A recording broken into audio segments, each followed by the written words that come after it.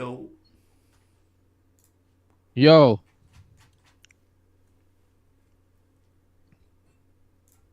Streamujesz? No. A.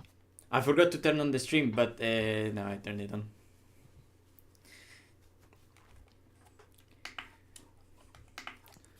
Unfortunately, the viewers missed 2 minutes of me setting up everything, so it doesn't really matter. I need to hold the Join push. me in hypercar. No, I joined in a GT3. No, bro. I joined your race, but in the GT3.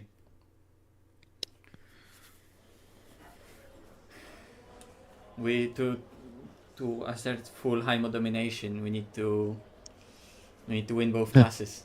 You see?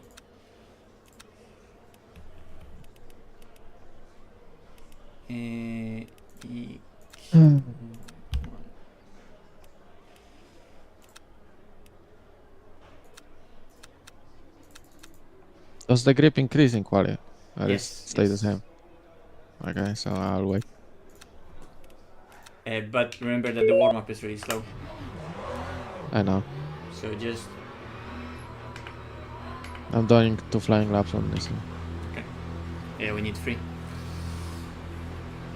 What? Yeah, we get 3 flyers. I mean, I'm not gonna get 3 flyers because I joined late, which actually could be a problem. If I do 3 flyers, my tires are dead. So, no. I mean, for us, probably on the 3rd lap the tires are worse, but they're not warm enough yet.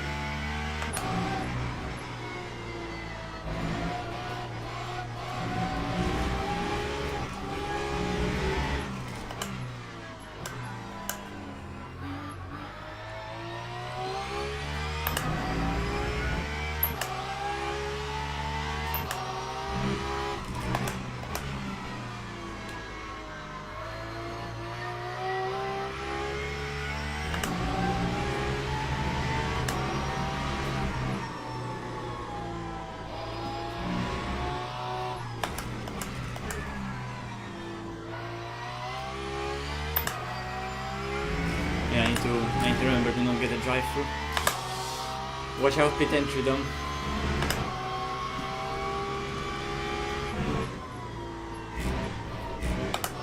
Well, I don't have a problem with this.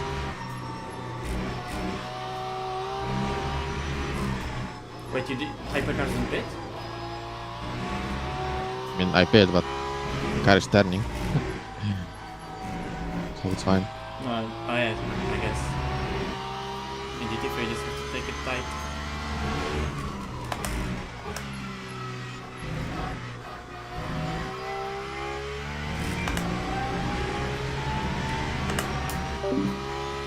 So yeah, let's see what I can do in a Porsche, and I only get 2 laps. So I joined the session too late.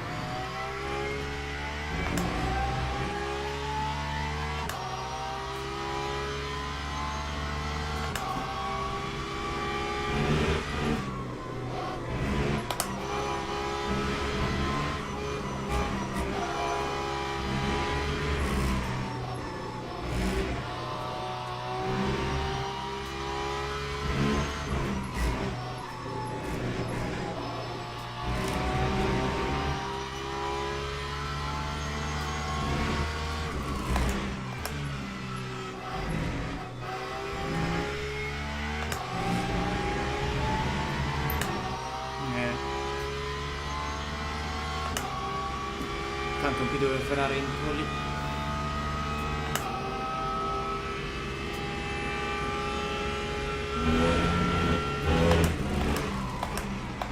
Can't compete with Ferrari in the second lap in quali.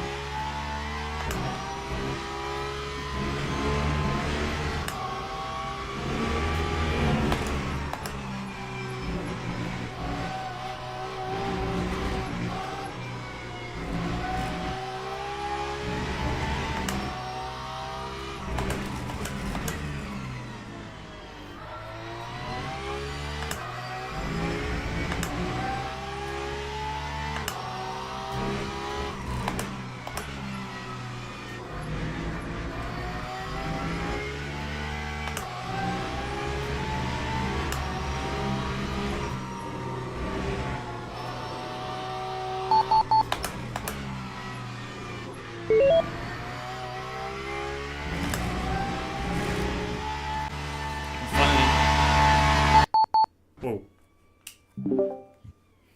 Wow.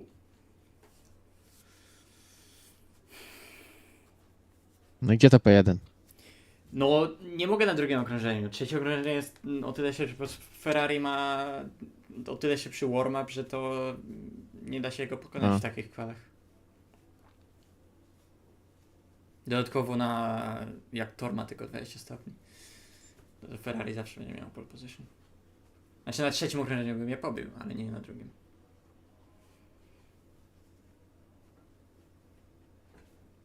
Wczoraj Ferrari zrobiłem 55,6. A tutaj 56,8. Yeah, I need to load the setup. That would help. Yeah, 7 seconds.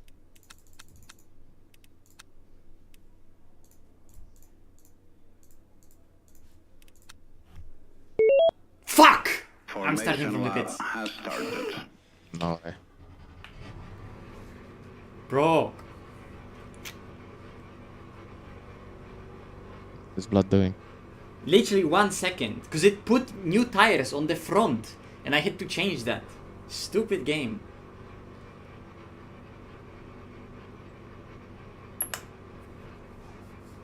Do not buy MetaQuest 2. Sim racing? No. Don't do that.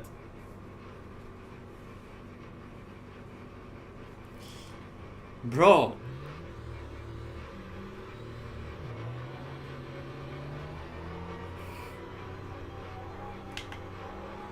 I'm recently doing everything to lose rating. I finally got so close to getting potentially gold.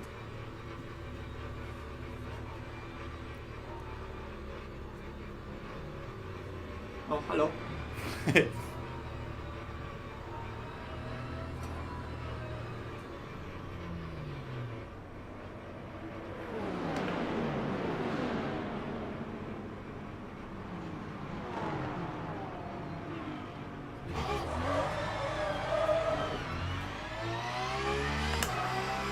problem is also the temperature again, because when you start you get 50 degrees. And now I don't have 50 degrees, I have cold tires. Oh wait, or maybe it gave me 50 degrees? Oh shit, they changed it. I actually have 50 degrees on the tires. Okay.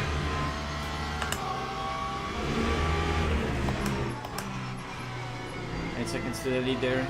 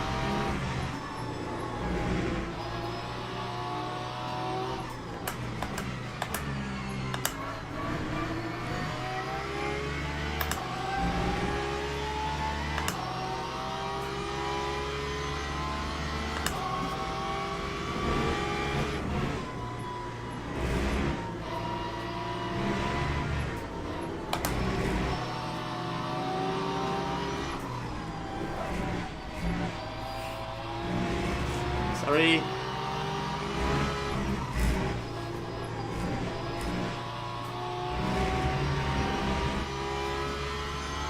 If I want to go forward, I need to play by the rules of the jungle.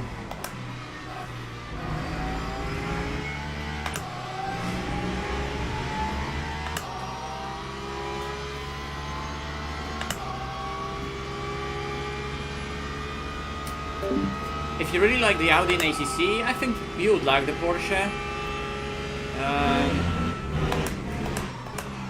You will love the Lambo. Lambo is a cool car, although it struggles a bit in endurance.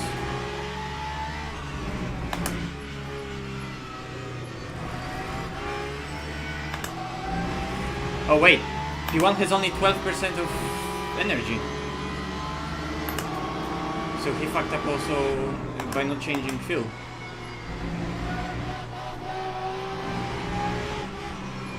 HD3 P1 has 12% energy.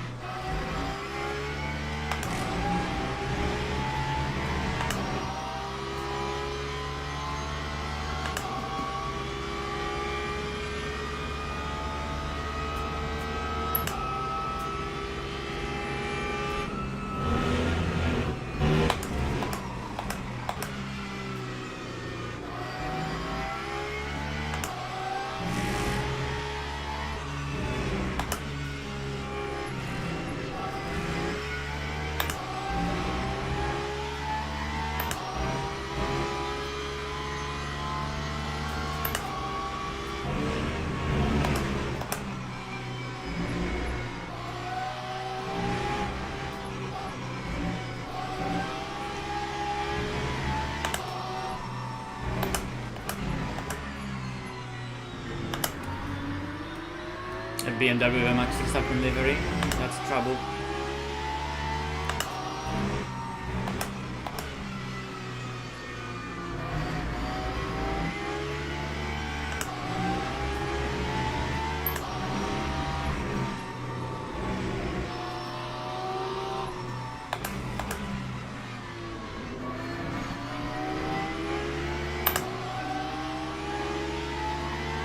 They're still fighting for P1, they changed position again.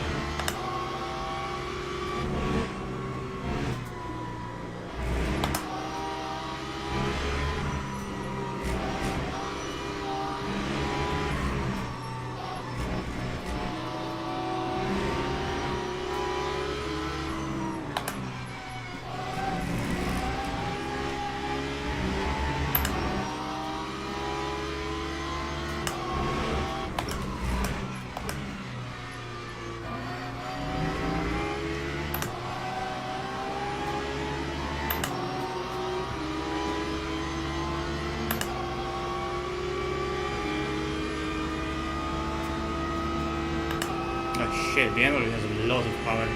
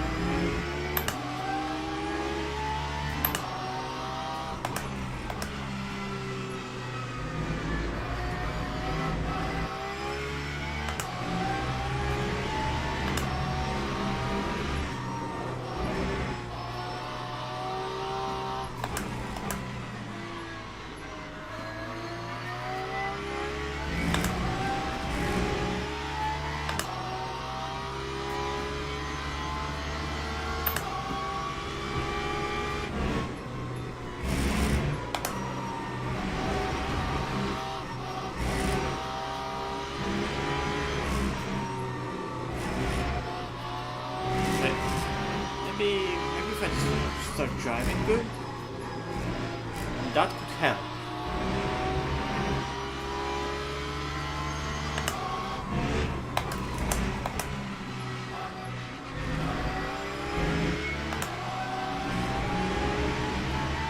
They're just doing 57s ahead, so... Come on. I also have so much more fuel than them.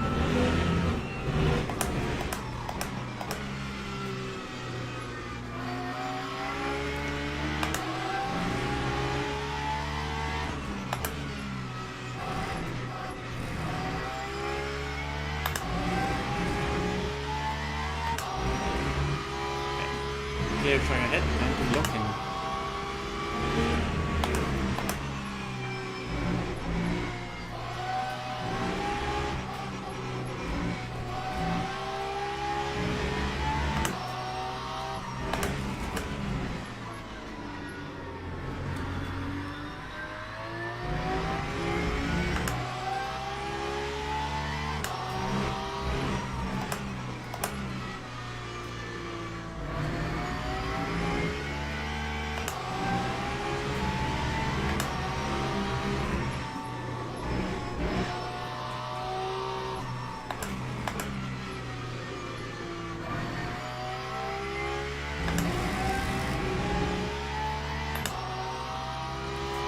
No, the shifter is still the same. I mean, I don't know, it depends on the day. Maybe, I don't know, depends on the room temperature.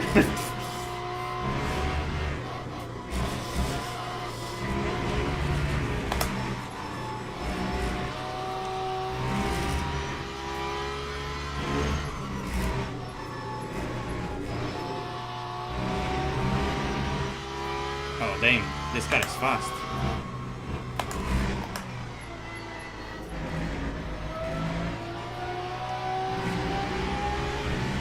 This car is fast.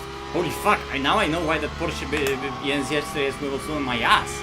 Like 57.2 straight away like that. At the same time I was doing the Feza.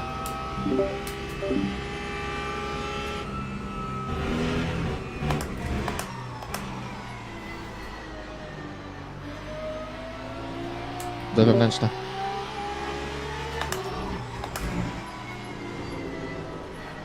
Look at this lovely livery. I wonder who designed it.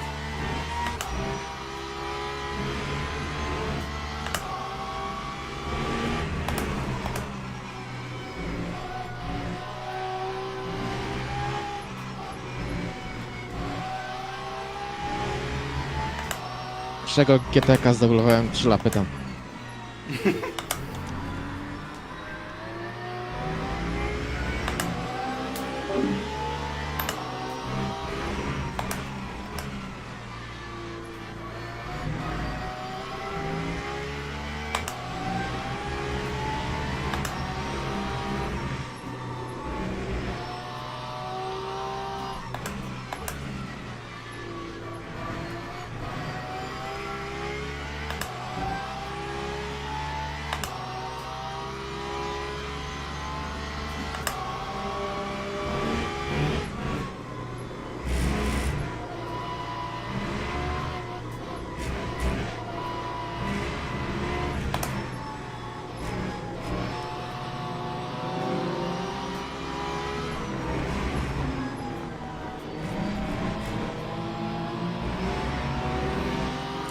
Hypercar is doing hypercar things.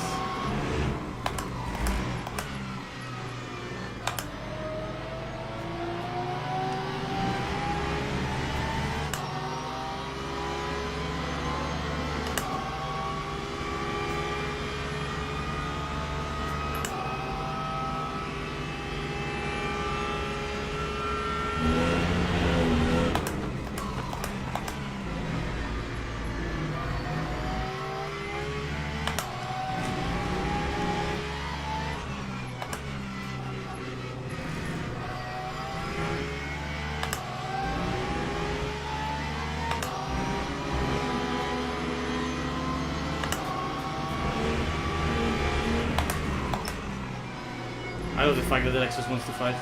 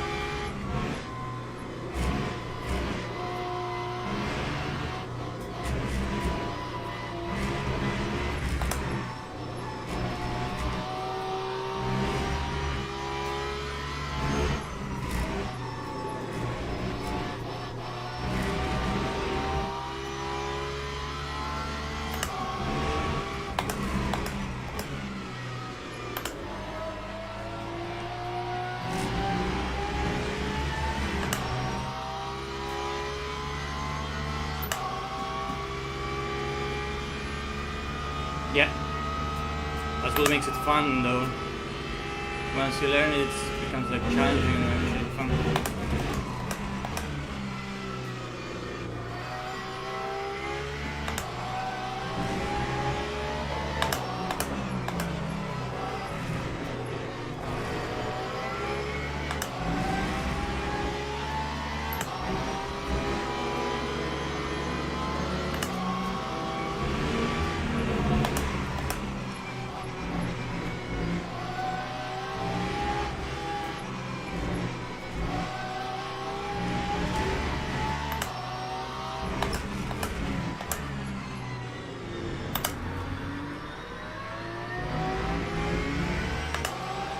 Yep.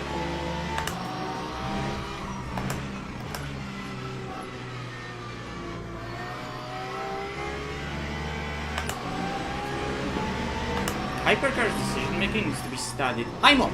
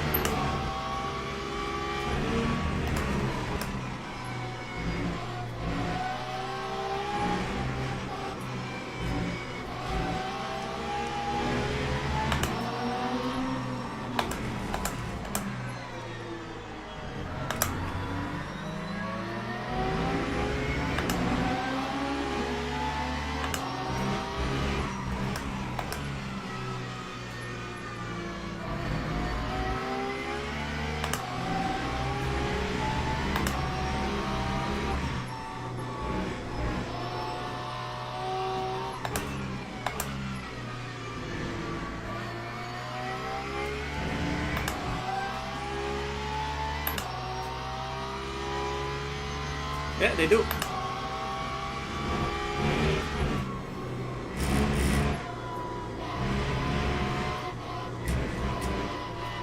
Hello? I thought you were driving the wrong direction. That's a freebie. Oh shit. That's a gravel truck.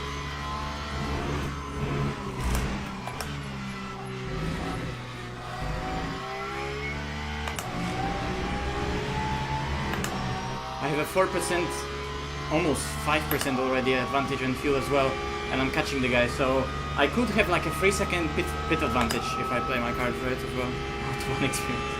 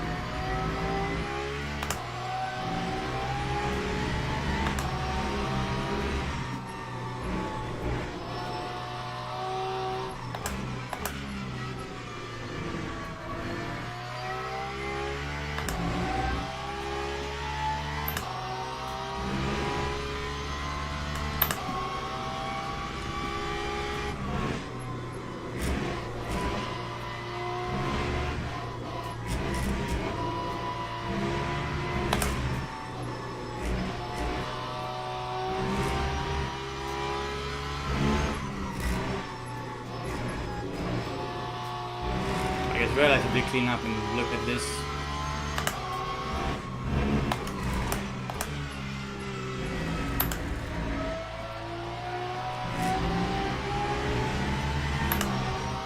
.5, maybe even 0.4? Yeah, but 0.4 with a 6 free consumption, really strong.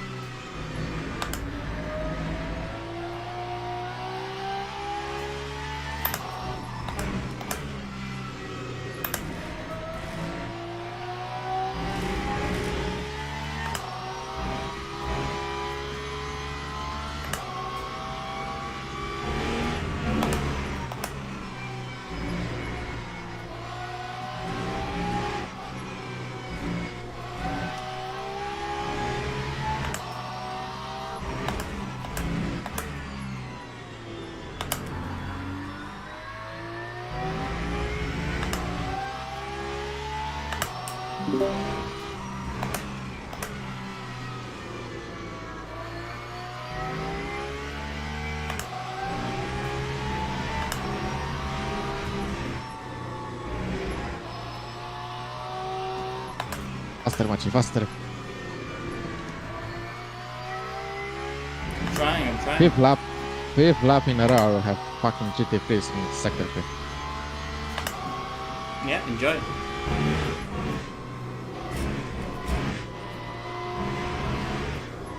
Wchodzę.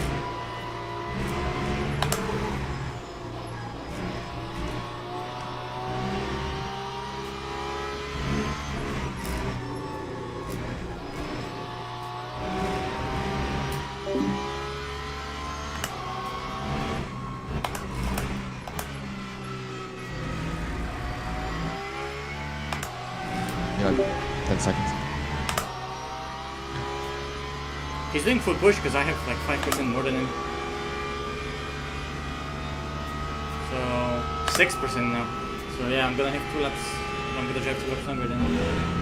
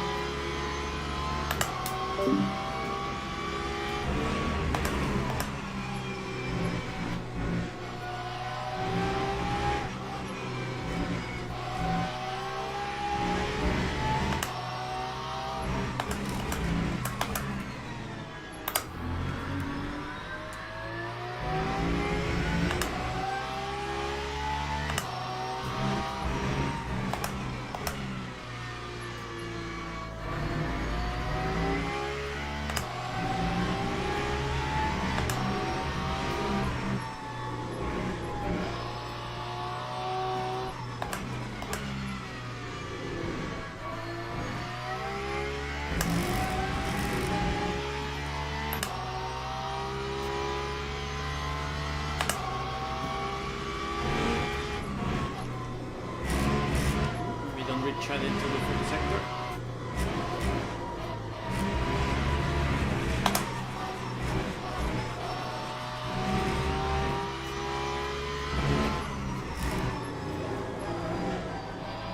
Playing a dangerous game.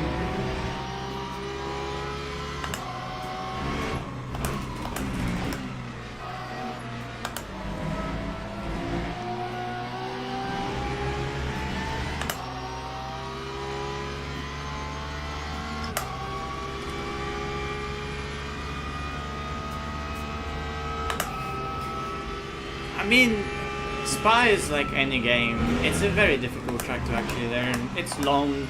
It has corners where it's very easy to just lose pace for nothing. In quotes, right? Obviously it's nothing, but it's very easy to just make mistakes and lose tons of time. And they build up over time because it's such a long track.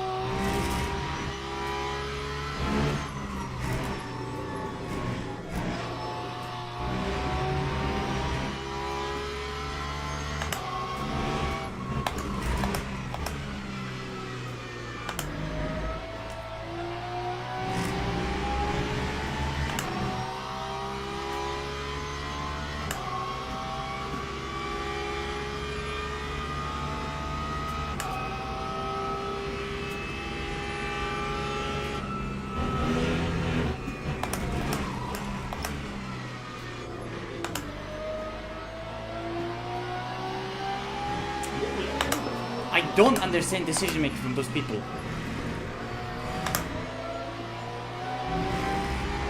He waits either way on the exit rather than committing into the corner, and he still chooses to go on the outside. Why?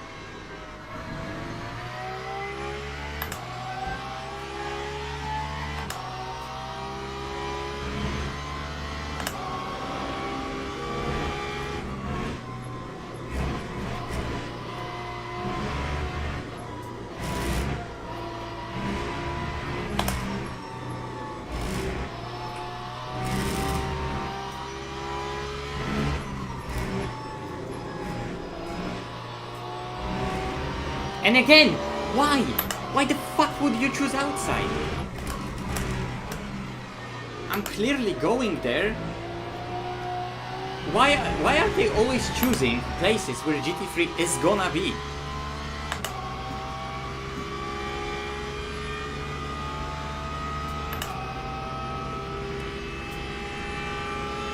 Yeah, but ACC is faster at Spa, remember?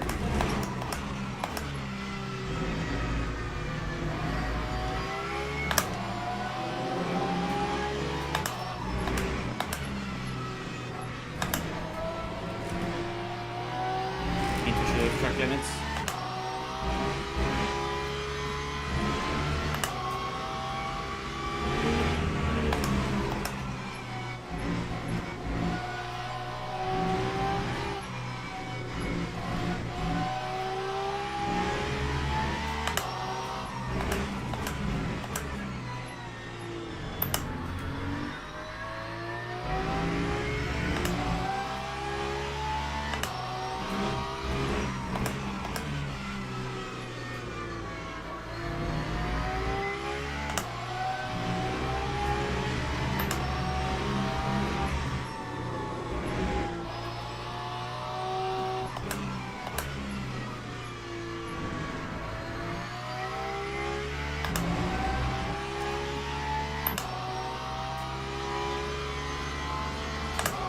Yeah, but remember in ACC you can do 14s, and here like 17s, like not even every car can do a 17.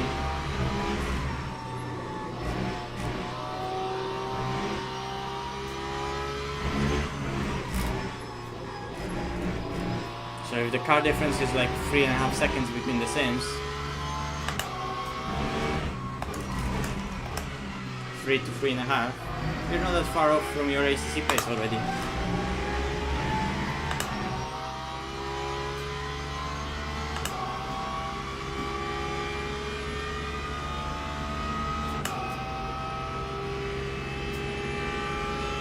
True.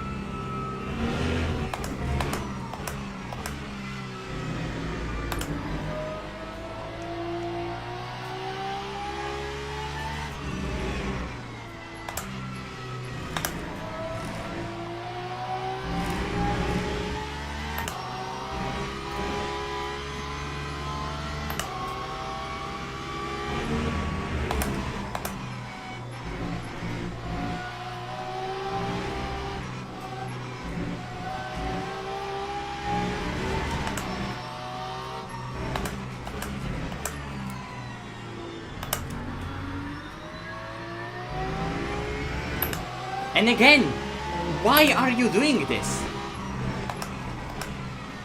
He can just overtake me on the inside, but he chooses to do this stupid thing of just overtake me off the track on the outside. What?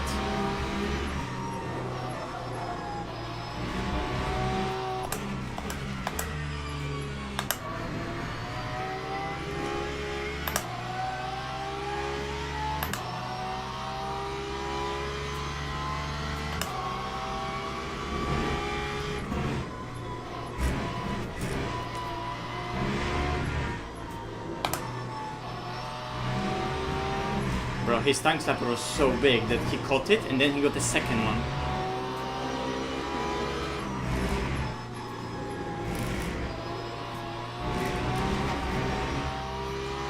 Yeah, Porsche feels really nice here. I have it here obviously with quite an aggressive setup, but it's nice.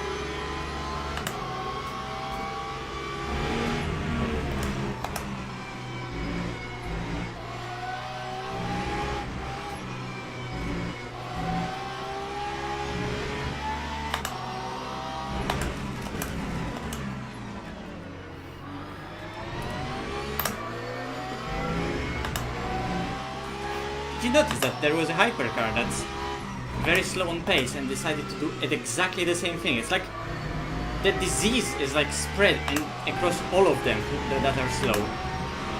Every single slow hypercar will always go for a wrong side.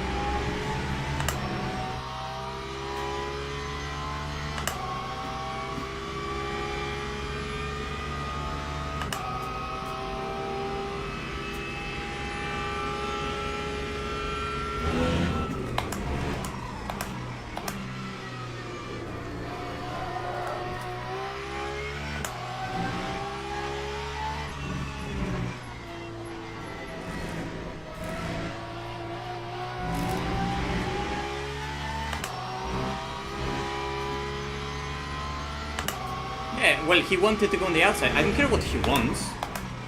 I can't, like, as a GT3, it's not my job in a corner to, like, go somewhere else because he wants something. Like, okay, he wants to go there, but, like, it's a stupid thing to do. That's just what I'm saying.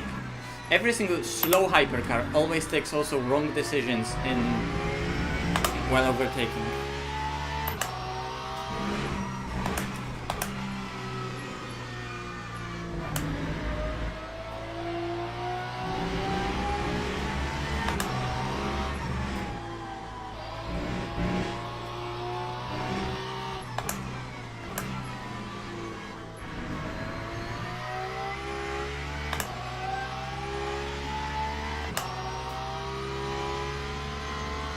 No, in LMU you always run lowest.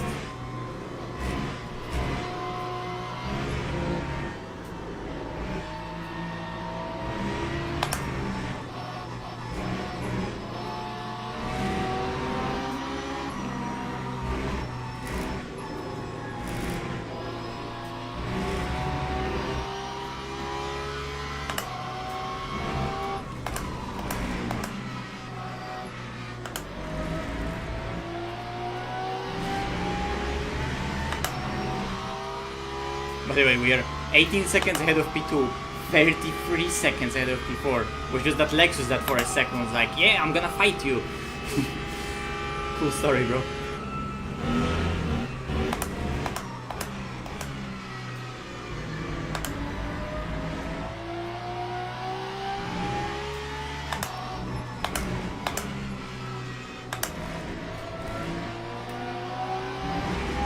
I went through all the scenarios in my head, and fighting you right now for position is definitely what I want to do.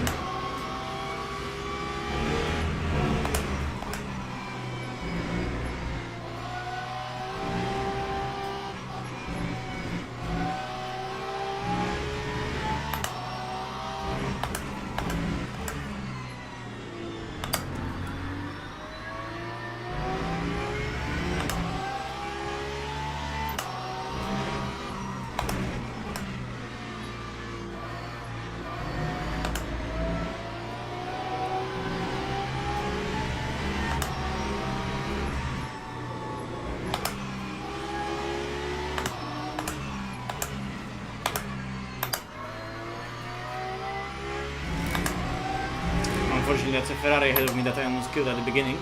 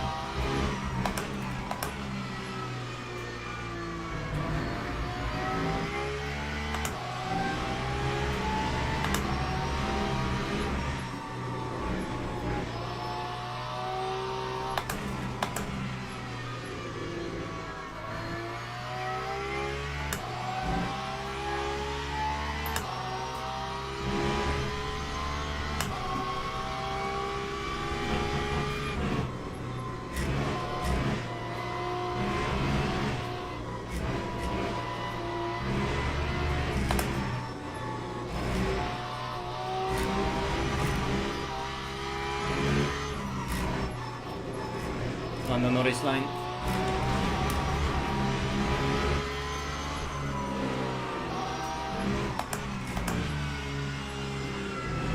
Disgusting.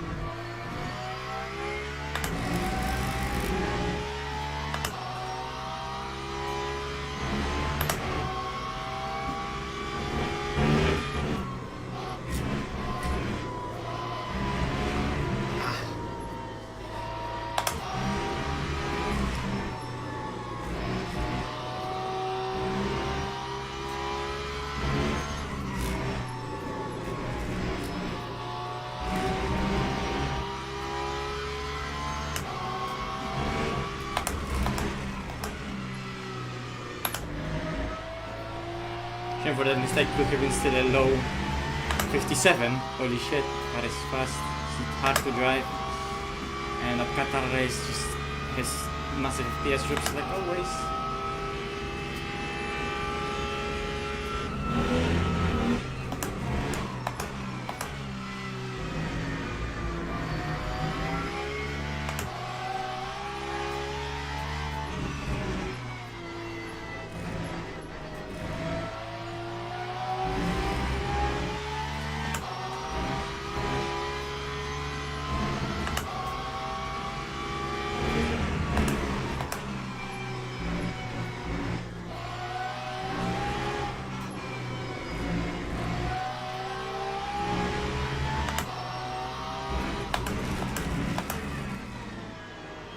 POV, you're a hypercar and you go on the inside even when you're...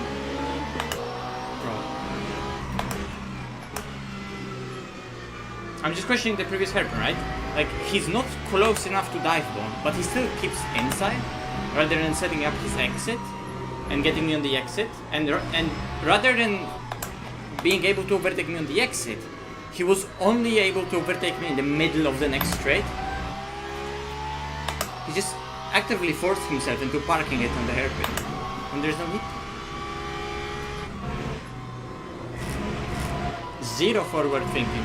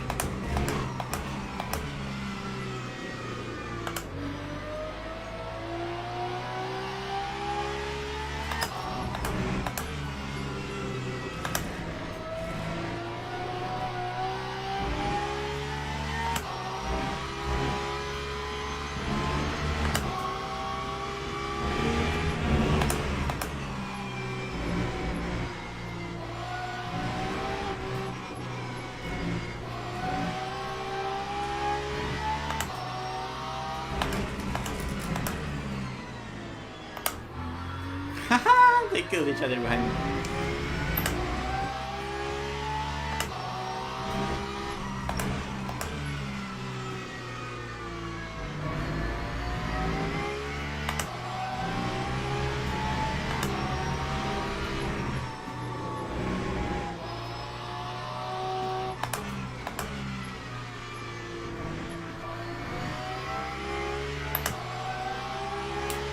Dzień dobry.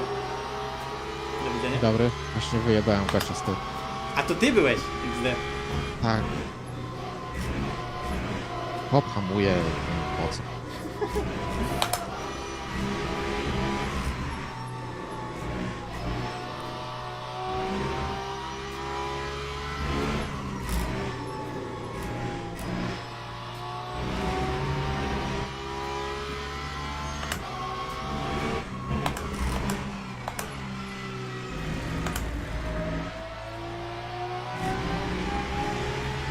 Ja tu sobie chill jadę, prawie nic nie oszczędzam, a mam 7% więcej niż Ferrari z tyłu. Nie, czekaj, mam 7% więcej niż Porsche z tyłu, czyli Ferrari już spitowało. Jezus.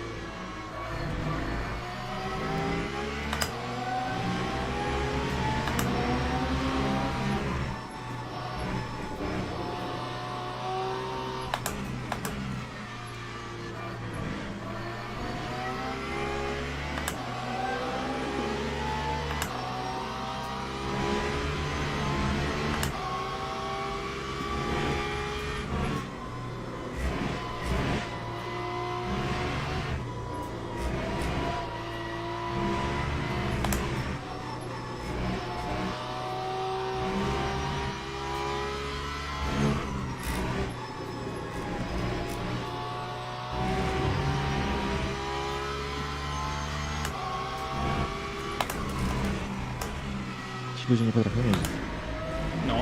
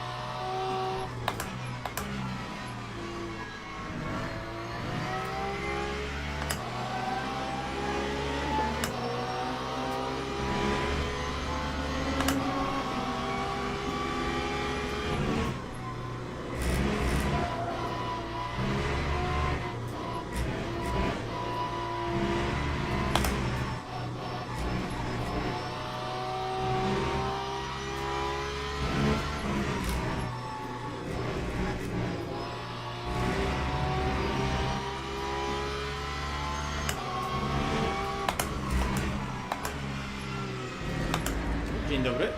Can't park there, sir.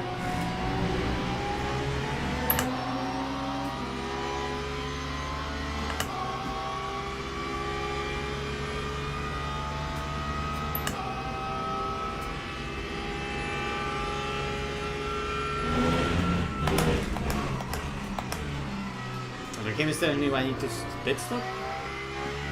I don't.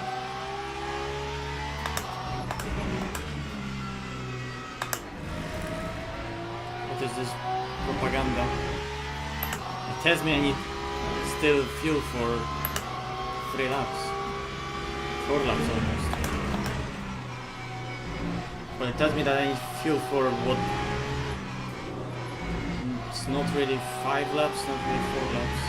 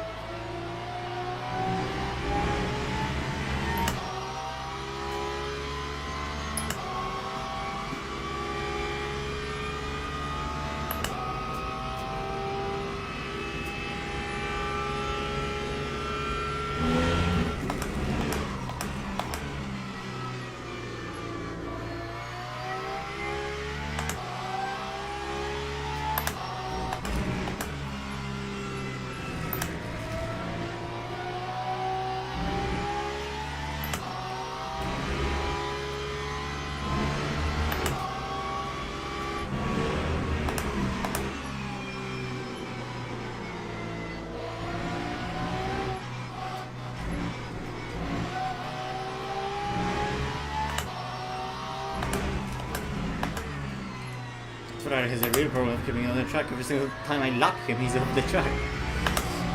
I lapped him only twice. What are the odds?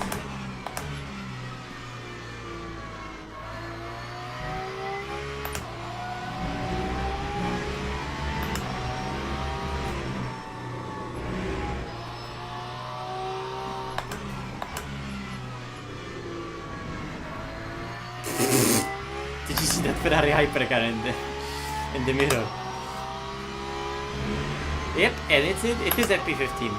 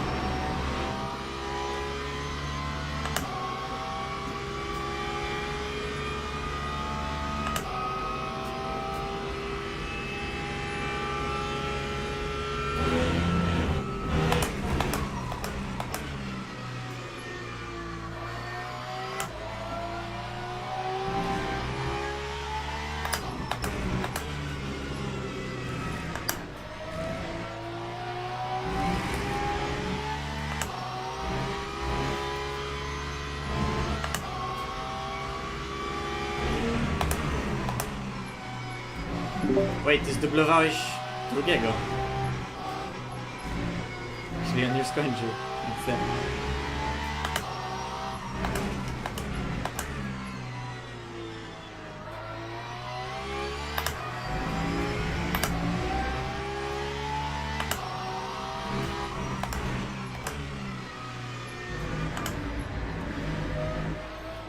Like, just think about how dumb that dive is from a hypercar, right? If he overtakes me on the exit, even with the dive, right? But my corner was compromised by him. That means that this overall maneuver was slower than him just waiting. Because then he would just wait for me, not being compromised, and still got me on the exit. Probably with even better exit, because he could have like prepared the exit. Got a prepare a switchback of his own himself and have a net gain. But people just don't understand that. They don't understand the concept of gaining time.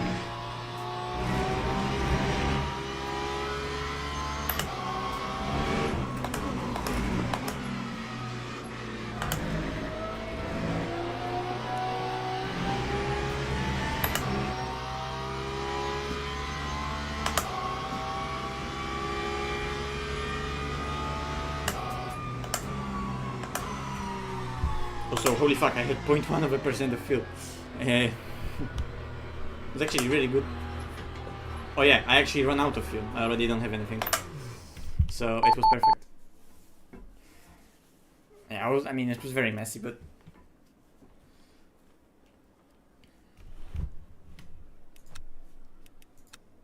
You do the next one down?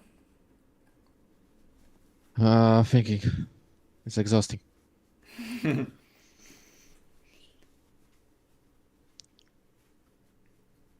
Do you also have FPS drops at this track?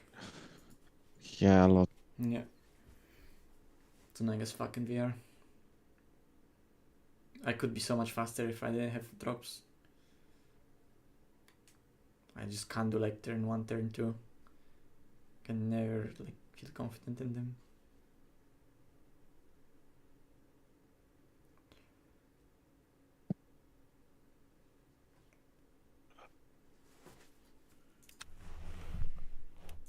Gained rating. Clearly not gained enough. Are you still not platinum safety rating? Bro, you're a dirty driver. I don't have that much races. Yeah, but still look at the whole field. Entire field is just platinum free. Gold 2 is like being reckless driver. No, I'm getting half of the, like, pół paska dostaję za wyścig. Spokojnie.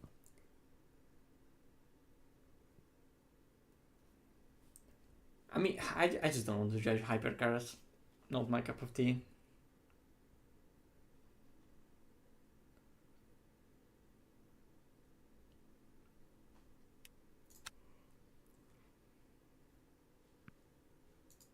Ferrari Sport Series jest, finał.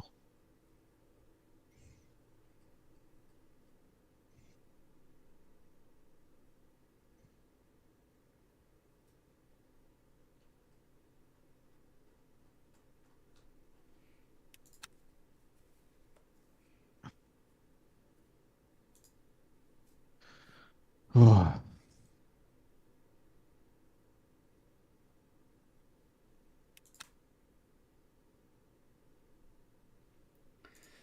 No to trzeba jechać kolejny, no.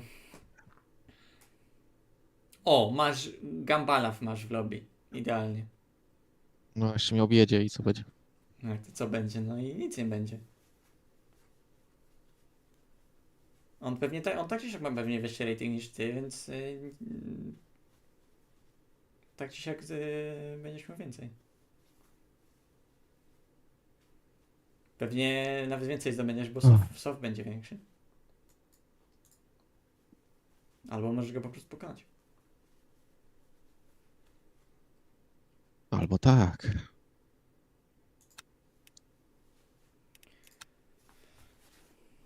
I'm thinking maybe to take another car. I could try the Corvette because I do have that setup that I thought that could work for that car for an hour. And I could try to use it.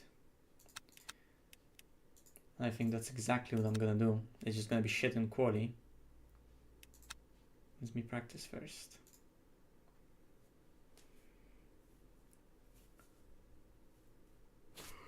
Okay, loading. Be right back.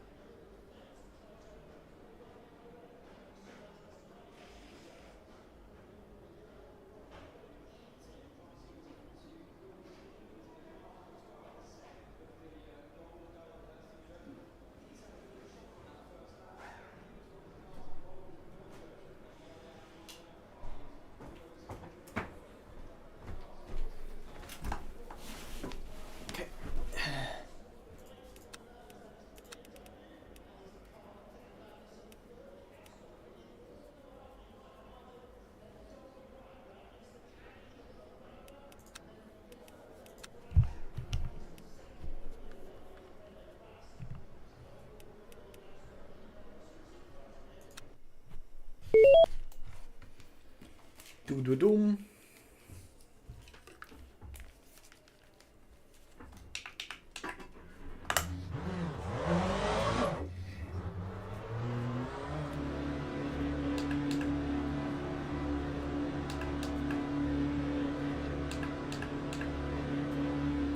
Probably have problems with rear tire wear in this thing.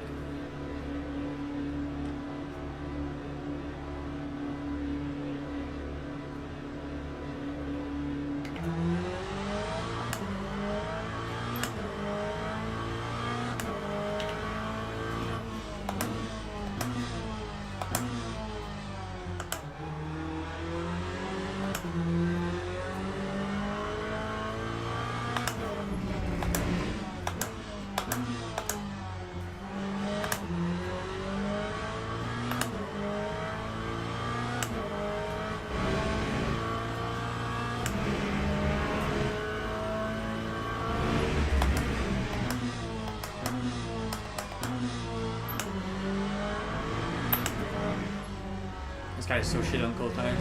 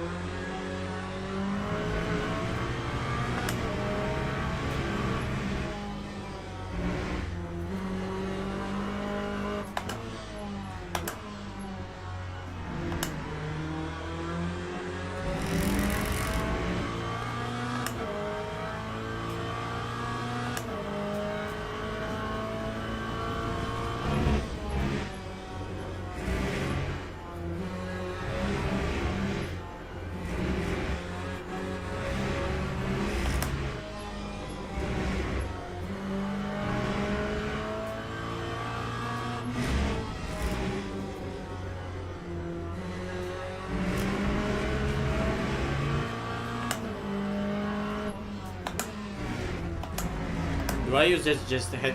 What do you mean? Like I have a headset, and then somewhere around there on the desk where I'm looking, there's a little sensor, and that's how it tracks the headset. That's how it works for this particular headset. I don't understand the question. Like, what are the other options? What are the other potential answers?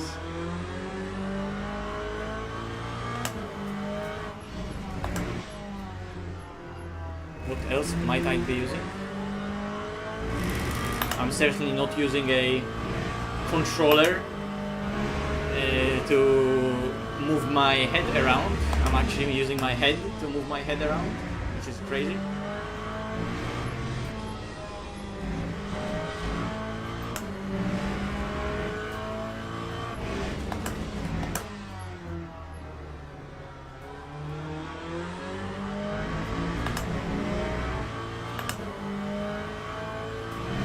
Yeah, look at it.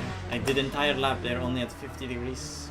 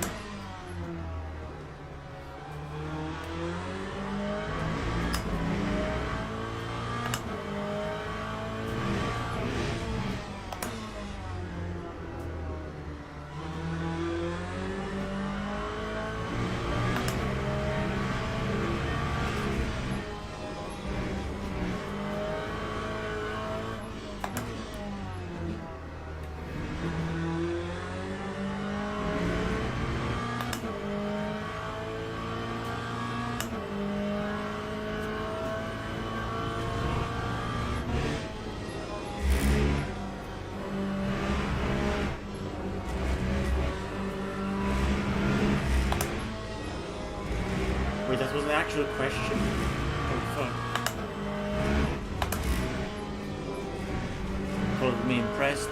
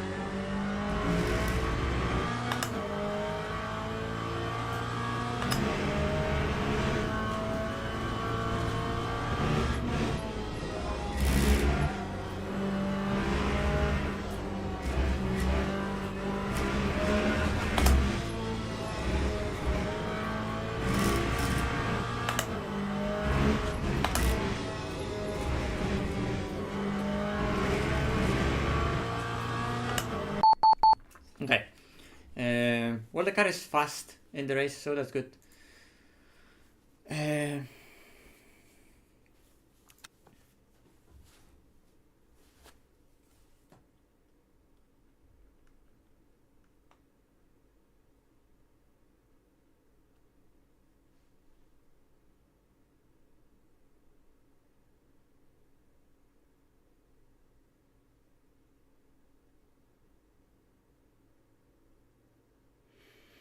Yeah, like Quest 2 is, if you want to know how VR works and experience it, is a budget option. But for sim racing purposes, in my opinion, it has so many shortcomings and so many annoying things about it that I'm just...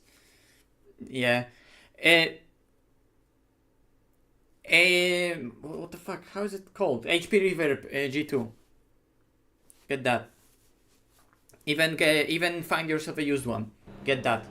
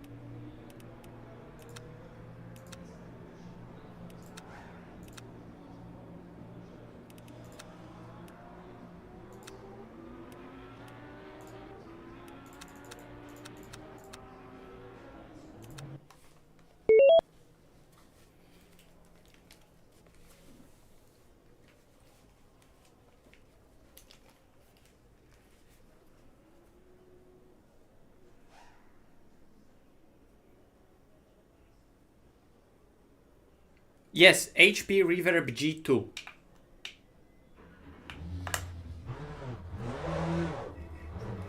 Yeah, exactly. So that second hand, if you find that, I'm telling you, you'll be way better off with that than a Quest 2. For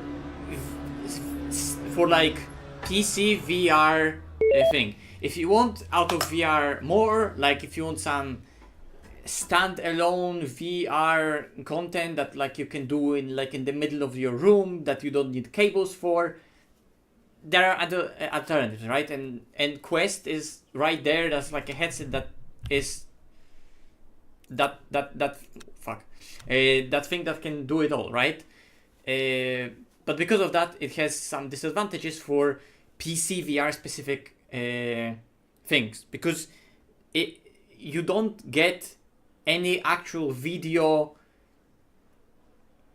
cable to it. You connect it via USB-C and you get an image transmitted to it that's encoded and then has to be decoded on the headset side.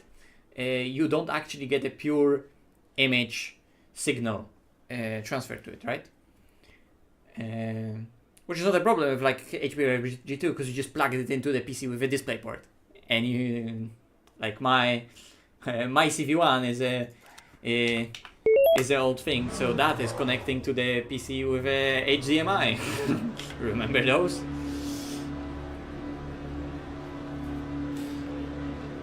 Not as old that it would go into the PC with like VGA cable or anything like that.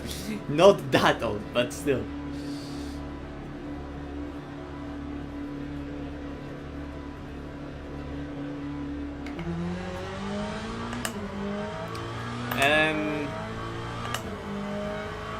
You'd have to look the internet for info about it, because there are some headsets that that it's possible to play with glasses inside the headset. Like there's enough room inside the headset for you to still put the glasses inside of them.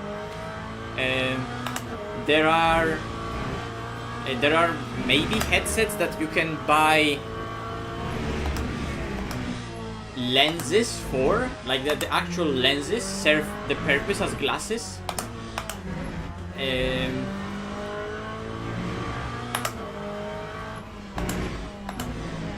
But I'm not sure. I have just really good eyesight, so I'd never had a problem with that, never really looked into it, so can't help you with that, but there should be plenty of info on the internet about stuff like that.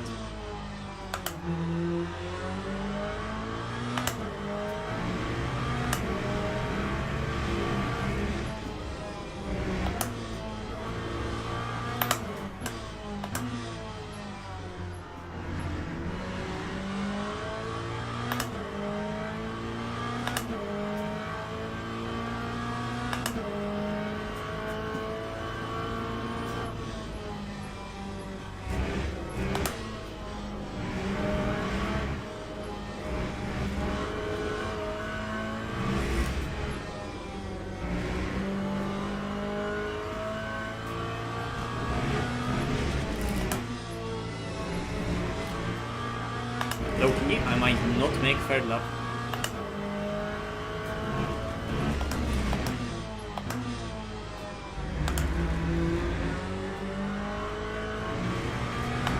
I genuinely might not make third lap. It's gonna be very close. No, if I put the laps together, it should be right there. Come on, lock in.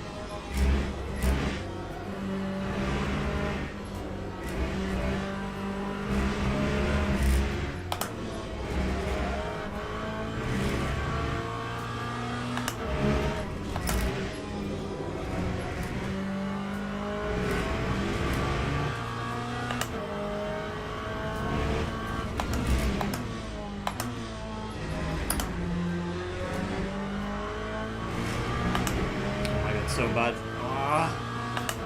No, I'm not gonna make third lap. Fuck!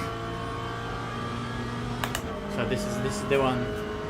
Although the field is slow from what I can see.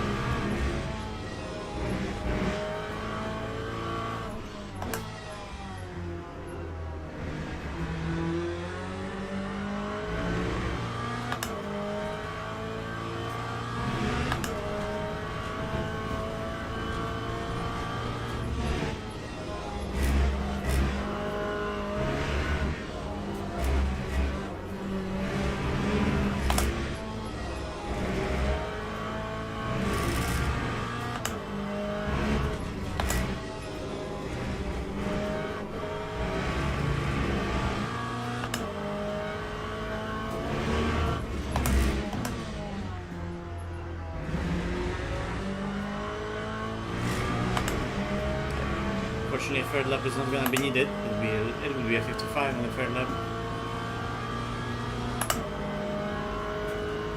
see what sort of delta I would get.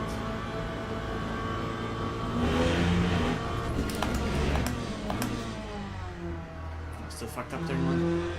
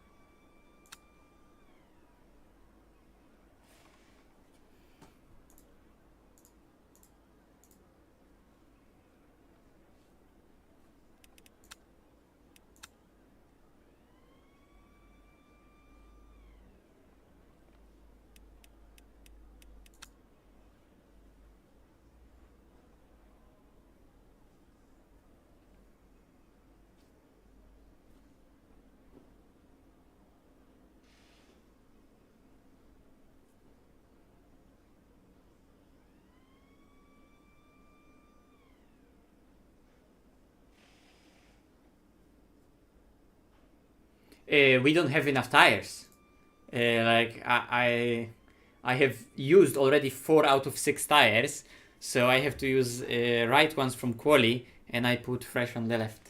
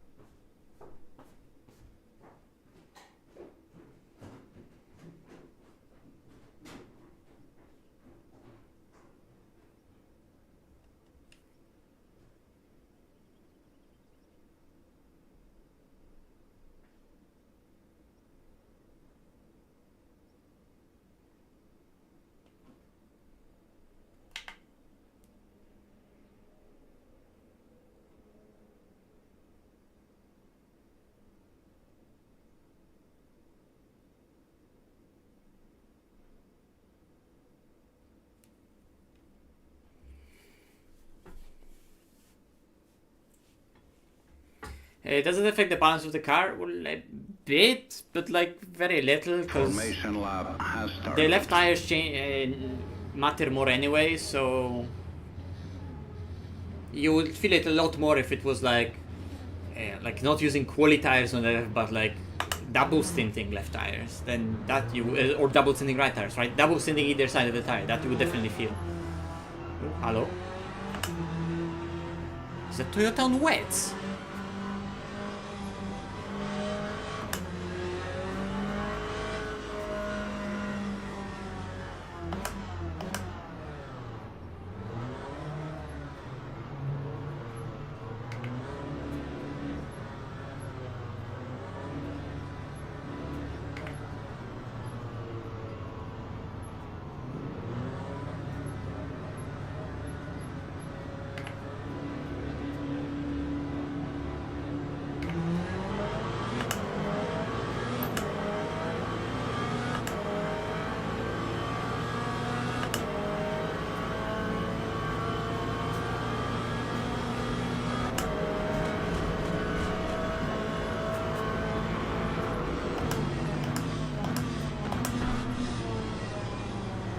Oh.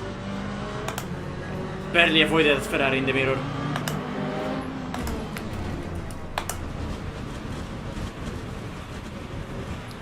You can avoid a Ferrari in the mirror, but you can't avoid their dumbass hypercar.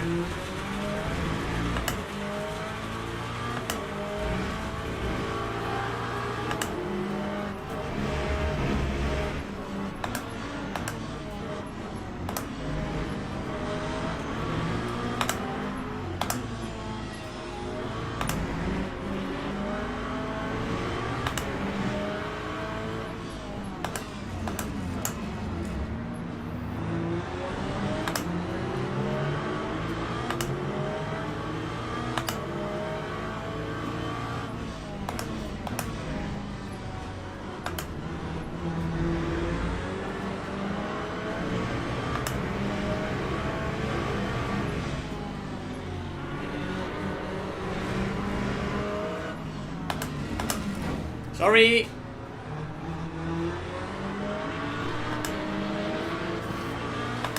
Sorry! Operational hazard.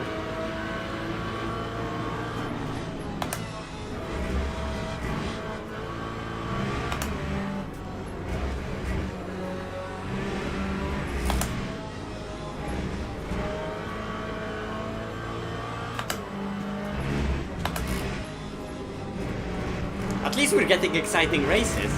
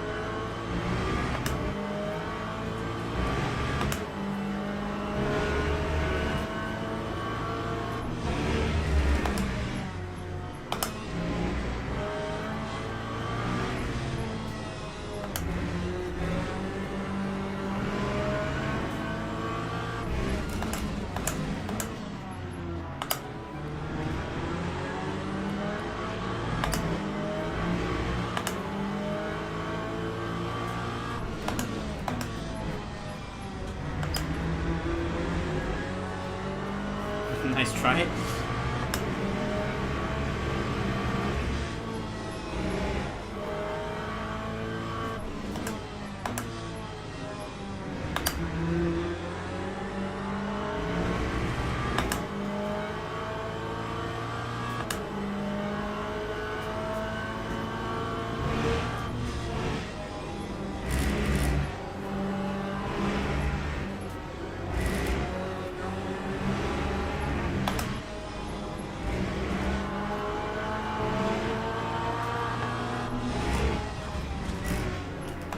Oh, he parked it.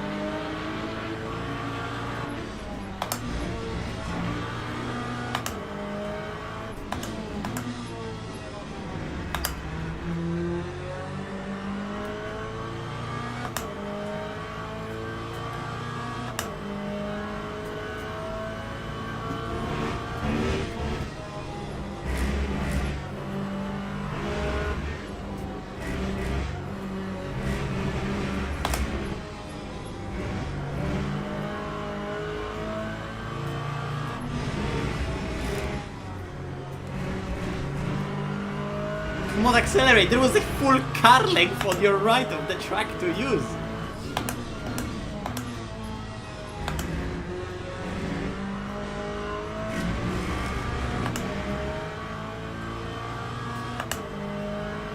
Okay, the pace ahead is not even that good.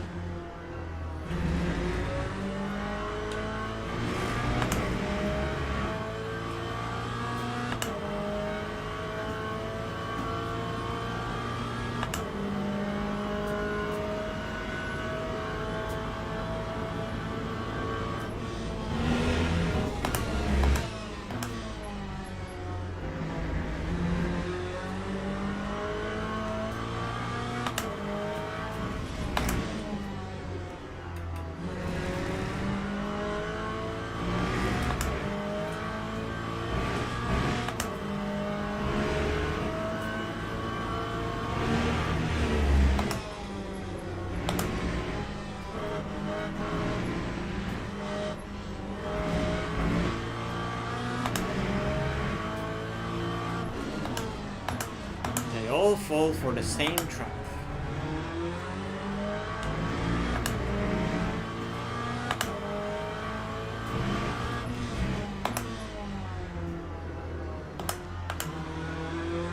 Yeah, Apex was somewhere though.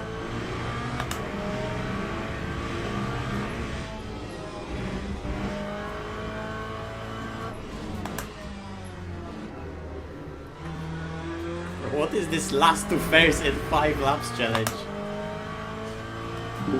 By the way, Dom, did you survive turn 1? What? Did you survive turn 1? Someone just fucking hit. Yes, why? I'm just asking because I didn't. Oh, I just did last 2 seconds in 5 laps.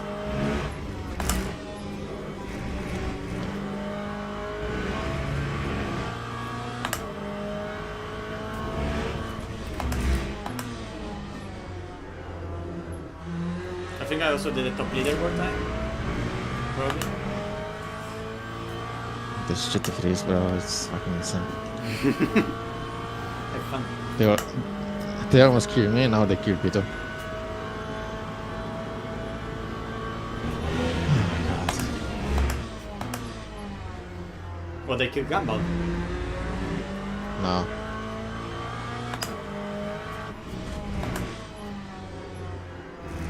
I lost on the start. Oh, speed 3.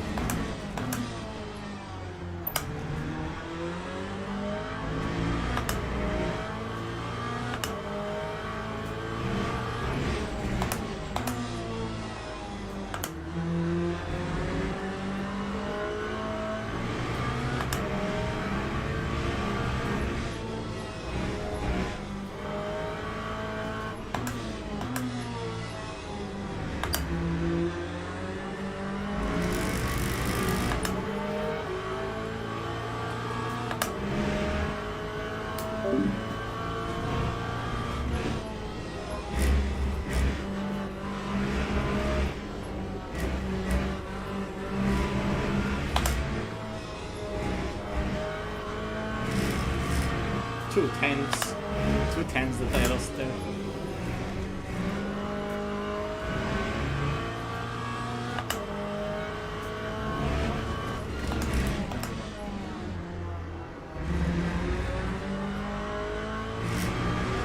Fraud of a fastest lap then. Yeah, this is a fast car, but I'm also saving a lot less than in other races. I'm just thinking that this time around I'm just gonna go for +1 and 845 and 4.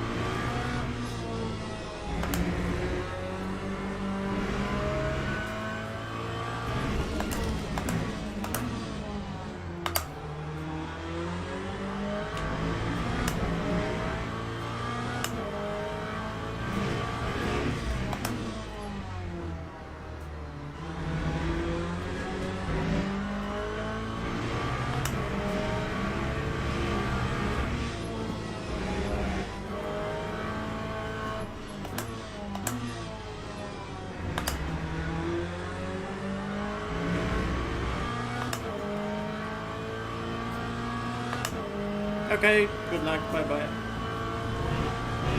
Fun. Most of all.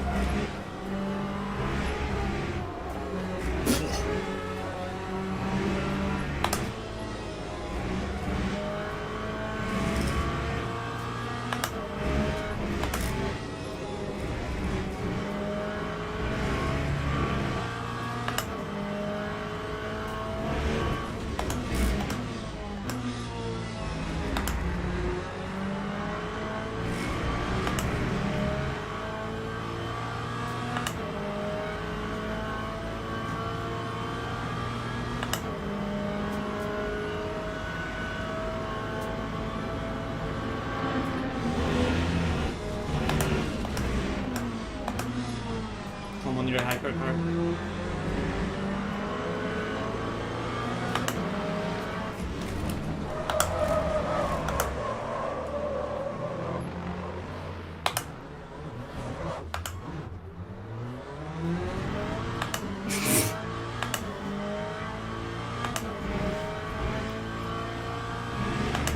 Oh, the tire went on that right rear.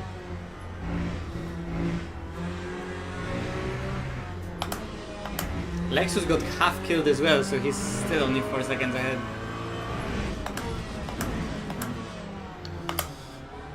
Yeah. Dumb hypercars will always be dumb hypercars. And this one just hits me on the rear right now. Bro, what is up with those people? People in hypercars just can't drive. I need to make, like, I don't know, an educational video on this shit or something. No, he just disappears.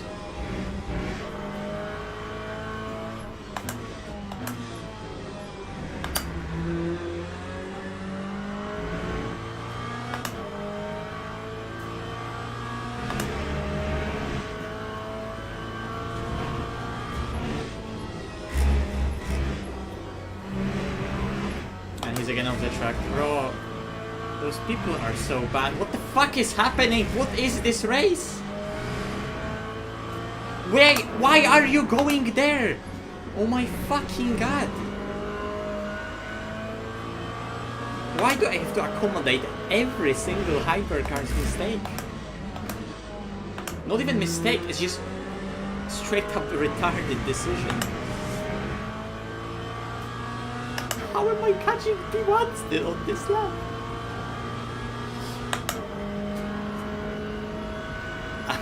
Alien versus Predator education video.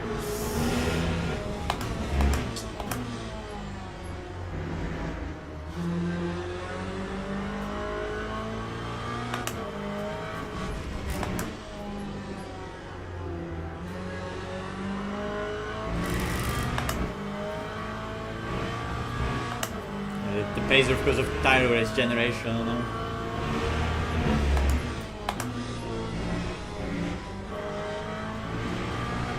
I burned the right hand side so much at half spin.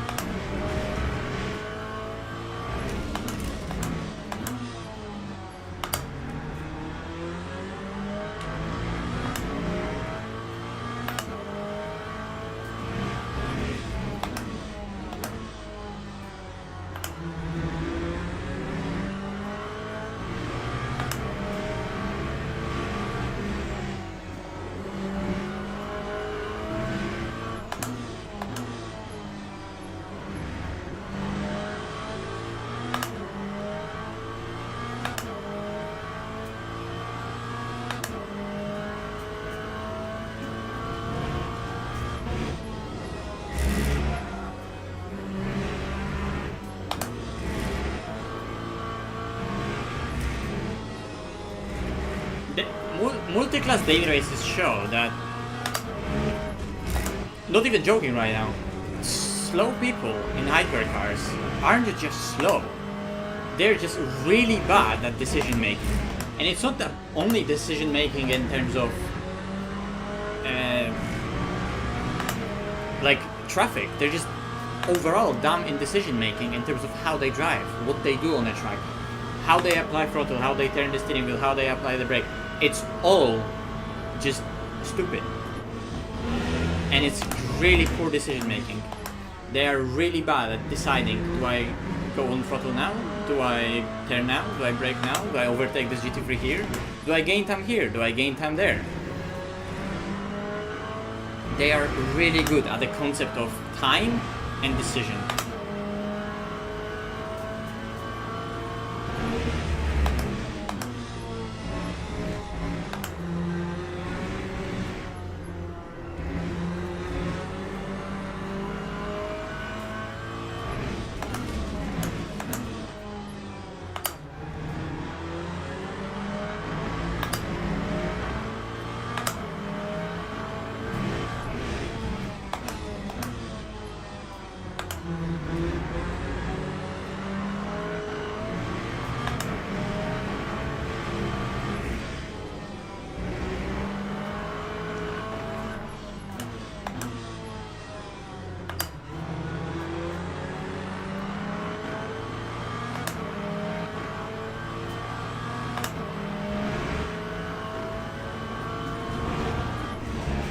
kurwa.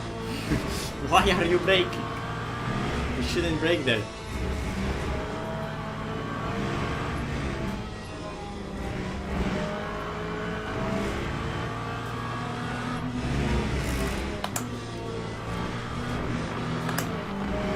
There's a corner we need to turn.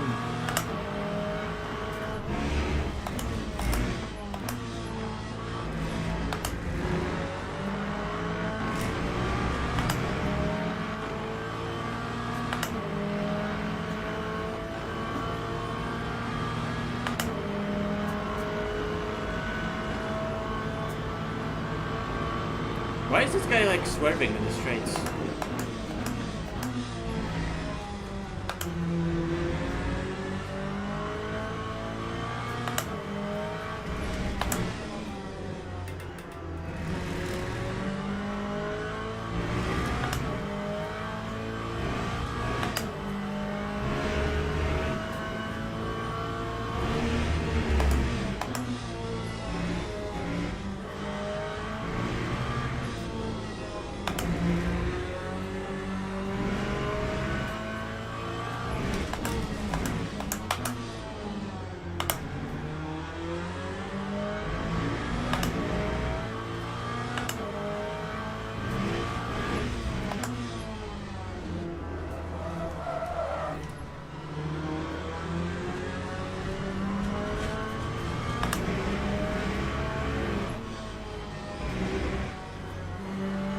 Hi. Here, let me give you this truck warning for saving a car.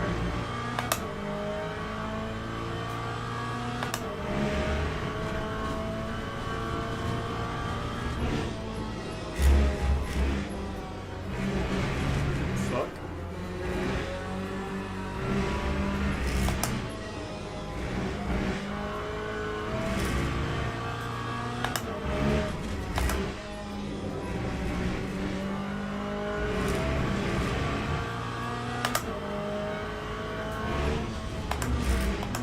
Safety rating requirements in LMU are also way too lenient.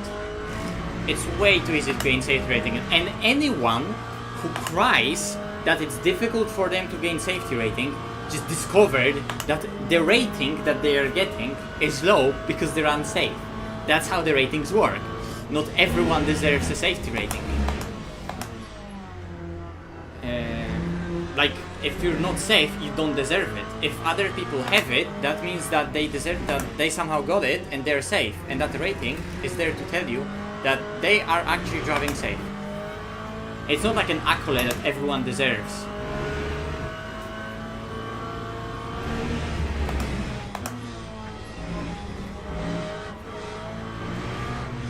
So it has to be easy enough for the majority of people to get it. I completely don't agree. But it's also that there's not enough, there's not enough. There's a lot of people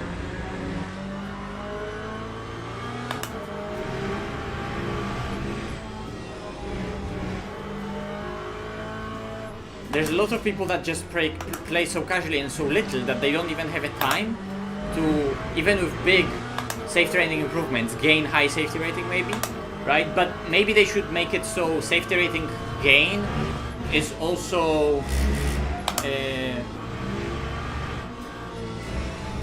exponentially more difficult, how it is right now with driver rating. Like, if you are really into gold or silver free, that means that you're really a good driver, and the more good drivers you're gonna see, the system overall is gonna grow. There's gonna be more and more and more drivers in gold. They're gonna drive against each other. They're gonna finally level up, and they're gonna appear. Some drivers are gonna start up in platinum, right? But it should be the same for safety rating. That not to say that it's based on what and driver you're racing against, right? But progressively, as you're going through the safety rating thing, it's becoming progressively more and more difficult, because it's not only about initially grinding safety rating in terms of just having clean races, but it's, I would say that it would require then a lot of clean races in a row, because that makes sure that even when shit hits the fan and you're faced with a situation where you need to take decision and make decisions to keep it safe and make it safe, you're able to do so, because that is definitely a thing. Yes, sometimes you're gonna get wrecked, that's just how it is, but as it is right now, you can have horrible race like today, but because it's an hour race and now I'm gonna do tons of clean laps, I'm still probably gonna gain safety rating after this race. It's like, what? So I can do whatever the fuck I want and drive as aggressively as I want, and I'm still gonna have this platinum safety rating because I race enough, right?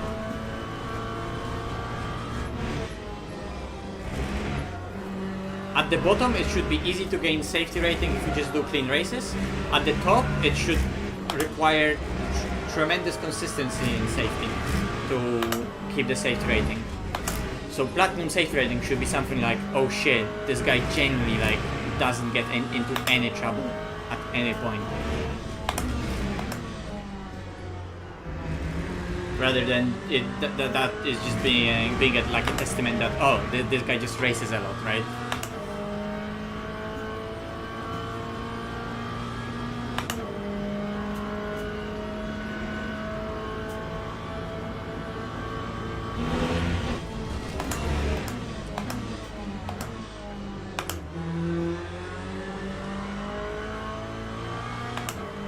Well, I'm not saying that maybe the safety rating should then be like determining also who you're matchmaking, who you're getting into matchmaking with. Maybe a bit, but it would also filter out a lot of people in terms of just safety requirements. Because fuck me, a lot of those hypercars that are in this race don't really deserve to be in that race. Because like all the fuckery that we're seeing, like, fuck's sake. But we're also living in a climate and sim racing got to the point where so much players are taking it casually, but also racing is being so much like made popular that a lot of people like are fans, but they don't really get racing rules. They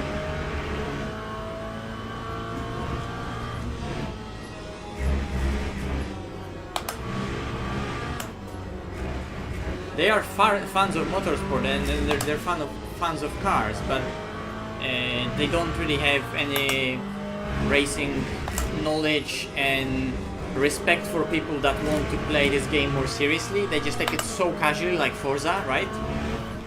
And then there's also people who take for granted and how to say it, they have this really weird approach when they think like they know stuff but they actually don't, and they will argue about that with you about like racing incident and stuff like that, because wow, they watched F1 like a few times and now they know everything right about racing rules, but they genuinely don't. And usually they're just very aggressive yet and cause incidents, yet they're gonna argue with you that they're in the right. And there's tons of people right like that right now.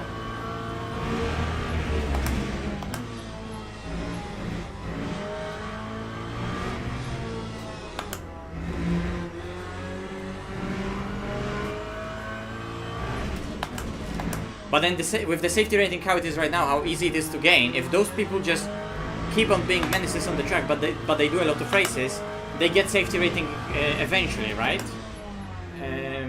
But that defines the point of safety rating. If you can grind it, right? It means that it doesn't rate you it doesn't rate your safety. It rates your experience in terms of amount of races done, which isn't even experience, because clearly those people aren't getting any experience because they're just like doing those races mindlessly as like they're just grinding them. But clearly you can see they're learning jack shit from them, because they're somehow here in platinum safety rating, yet they don't know how to drive safely or efficiently.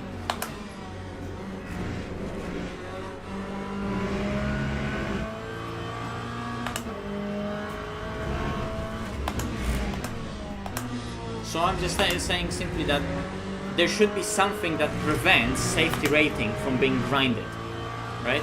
It should be just calculated in a way that it naturally, if you keep on having little incidents, it's generally very difficult to gain safety rating.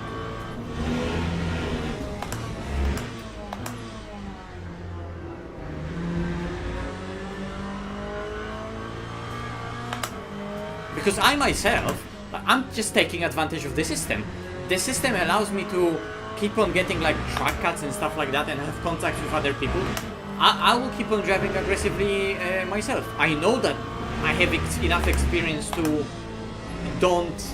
not be a menace to society and cause big accidents for other people and make their day be a pain, right? I'm not doing that, but I know that I can afford those little ones, right? I know that I can be aggressive and risk, like for example, other driving, closing the door on me a bit too much while I'm diving, and I know that I can afford that little rub of paint on the entry to the corner, because that little contact isn't gonna cost me anything in the grand scheme of things.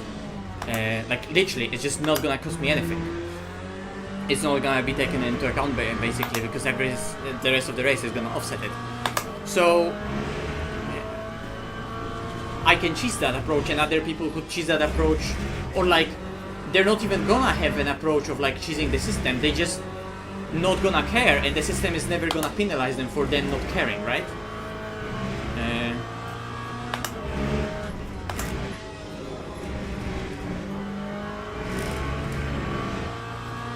But I would gladly see a safety rating that's more difficult to gain and be like then fully locked in to not get any warnings from certain things on the track, right? And then just over time would develop community that would understand how to race, because people over time would naturally start to learn what is the safe way to drive, how to drive within the rules, how to respect those rules, how to respect other drivers. And because at the end of the day we're racing, you have to learn how to do all of this while driving fast, because that's the whole point.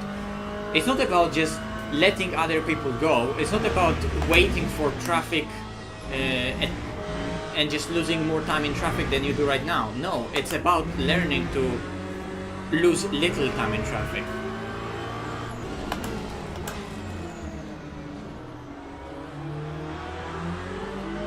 I thought that was Gumball. I wanted to cost him time on purpose. So Dom can gain on him. Not doing anything illegal, but just broke a bit later than I should have.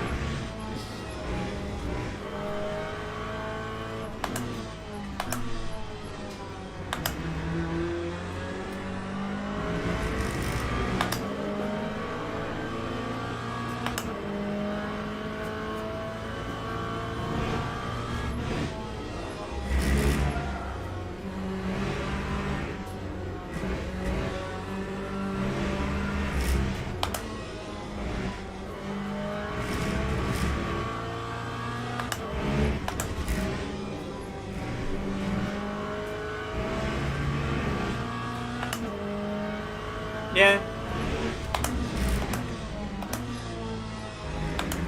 It's a sign of the times. It's not only sim racing, it's not only racing, it's like you say, even IRL people just don't care. The convenience in life went to the point where people just feel safe and they just live in their own bubble of carelessness, and sometimes it gets to the point of reckless carelessness, right?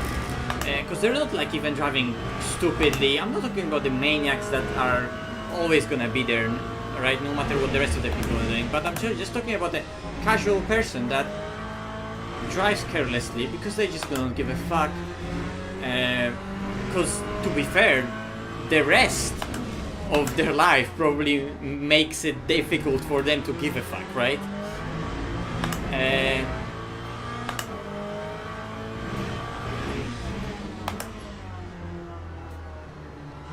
So there are tons of other factors to blame than what people do, because it's an overarching bigger problem on a society level. But how the fuck do you fix that? I don't know. That's out of my scope of expertise.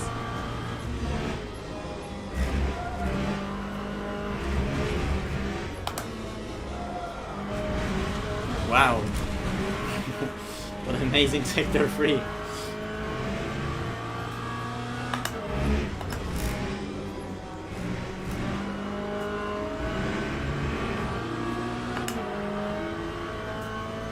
Yeah, because you know, like that's the thing. Like they don't understand. There's nothing that wants people to.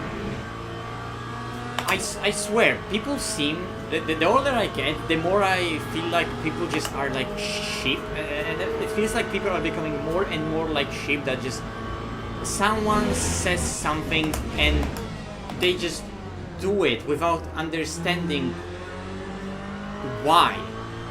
There's nobody like pondering on why certain stuff is being done. They just do, and they just do it like sheep. They just follow things. Someone says it's safer because speed kills, so they're just gonna drive safely, right? It's like a very simple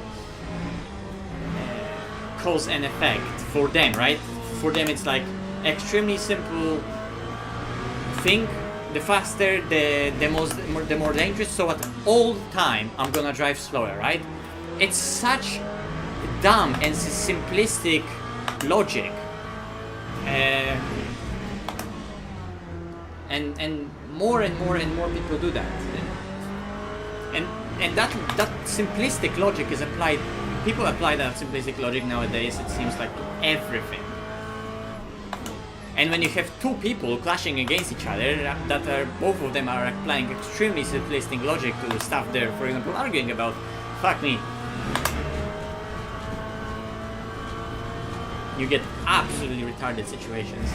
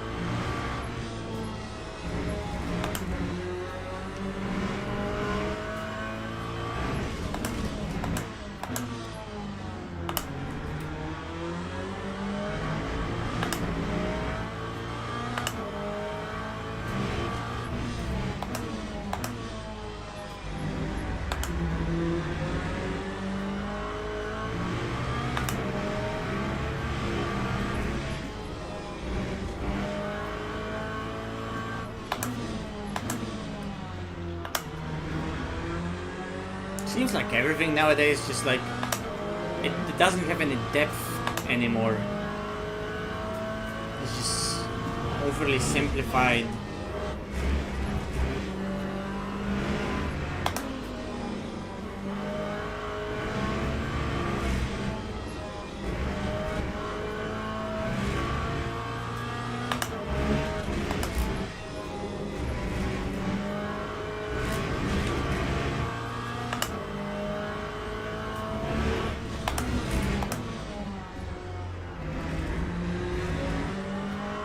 But it goes both ways, because everything is so simplistic. There's tons of people that think that everything is, like, genuinely is simplistic. And they often just miss the depth that's there. But that depth often can be enjoyed.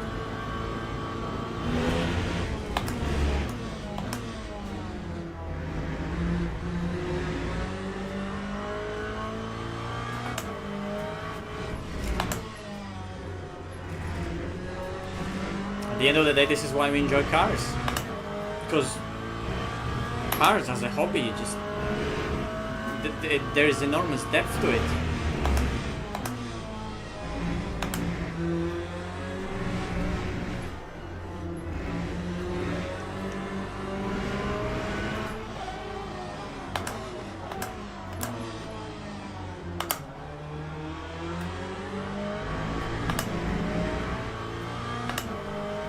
And then you have modern cars that show you, what if we just strip the cars of their depth? What if we make them a numb, almost pointless appliance?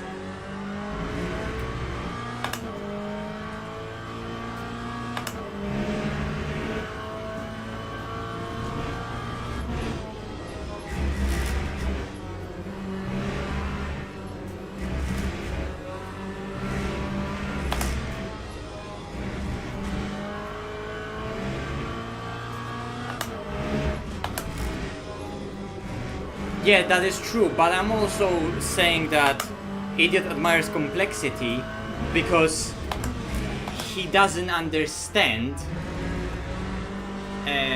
how all of this works, so a lot of things seems to him complicated. And I'm not talking about stuff being complicated, because it's not even about being complicated. The depth and complexity could be two different things, right? But Genius admires simplicity because he can admire not just the fact of it being simple, but more its pureness. And how sometimes simple things are pure, they are dedicated. And the thing is that with those simple things, you can enjoy simple things on a very pure level, right? And actually enjoy them in depth because they are pure. So it's a double-edged sword, right? Yeah.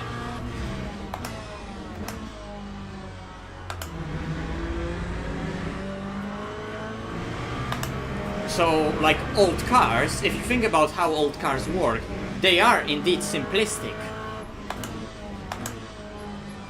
But their simplicity and their pureness allows you to enjoy them on in extreme depth, because you can connect with that simplicity, and you can then learn how to extract yourself as a driver, being directly connected to it, performance out of it. And that makes it so enjoyable, because you can then connect to that very pure thing. But then people would look like old cars, how can you drive it? They're slow, they're so simple. Like all those modern cars are so amazing, right? Because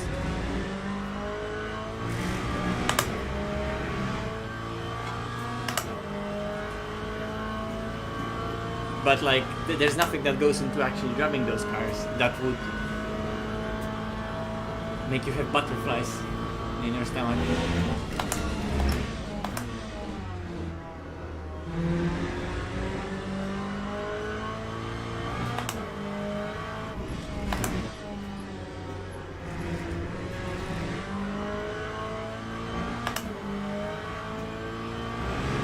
Am I a part-time philosopher? I have no fucking idea. I'm just a guy who likes cars.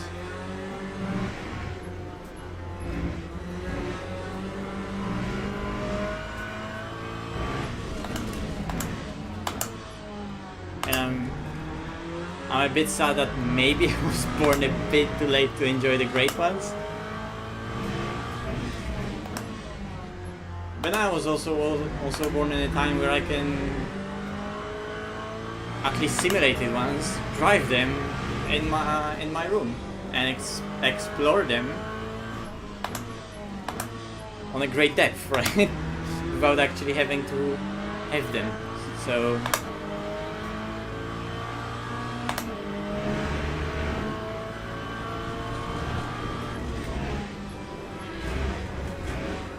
holy fuck.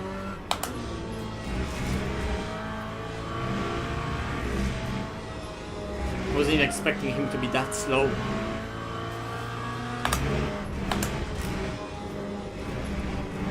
This race is so boring. I'm just 16 seconds ahead. I'm just driving like half a second off the pace, not even focusing.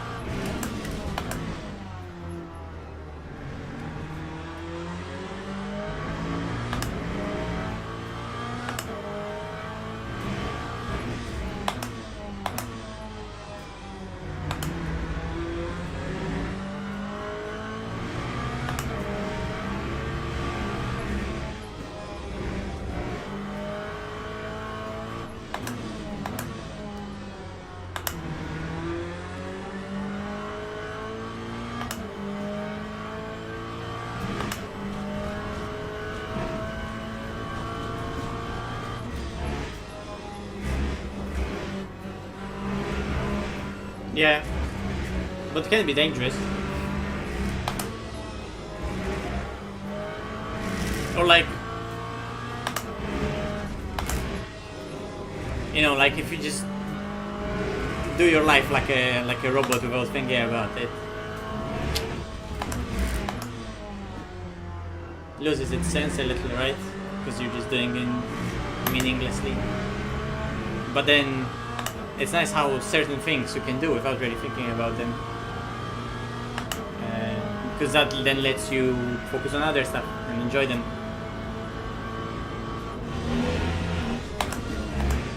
All about finding that joy. Oh fuck. Oh fuck it, I'll just do a 360.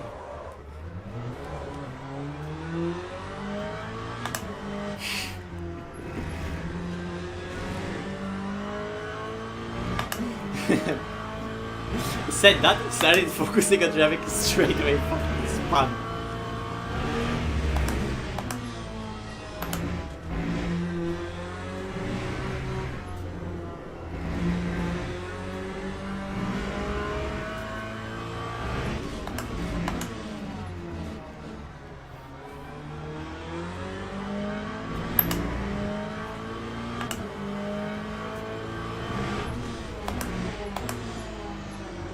Ooh, don't miss ahead, let's go!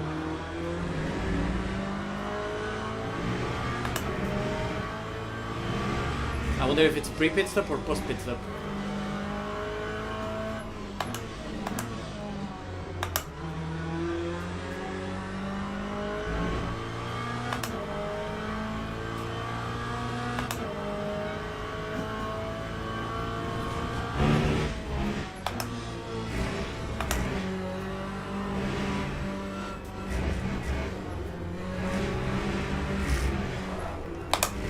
You can see there's a lot of messages in the chat that I missed, so I'm definitely gonna complete the race and do a bit of reading there. Because it's been mainly me ranting and then reading just a few of them, but there's a lot more. So I'm gonna check them out after the race for sure.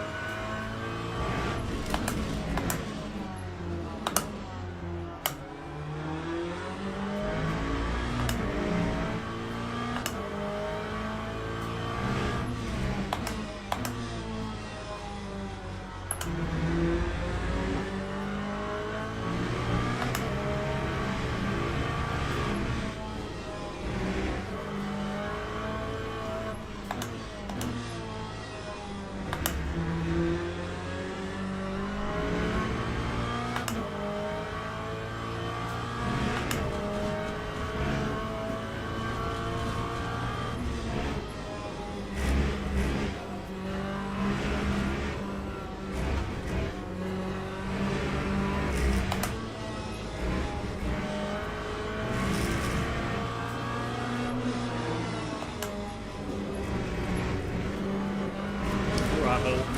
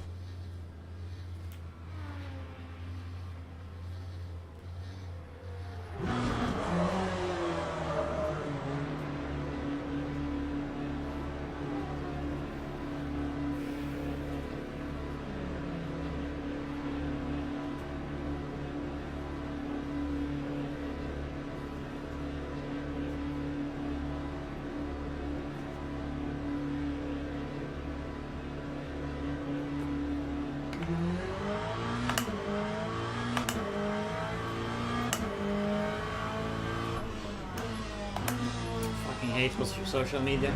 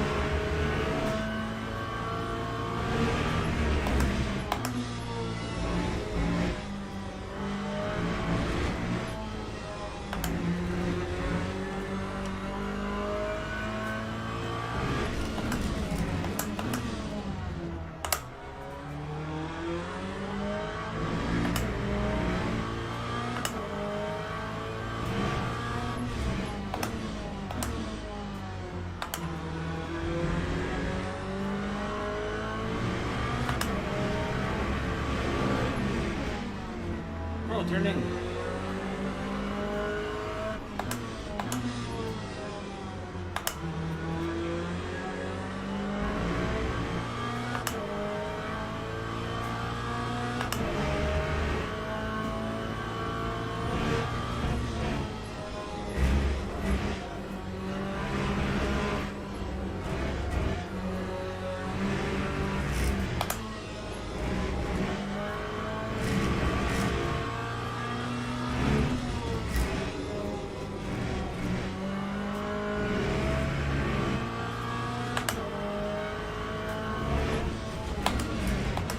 I'm not saying anything. I think someone is like a bit back on the stream.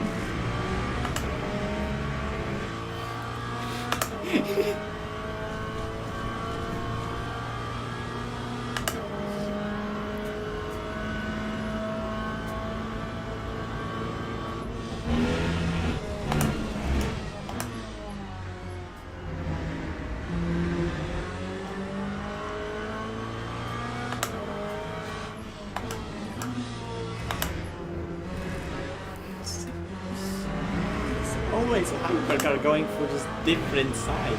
Why?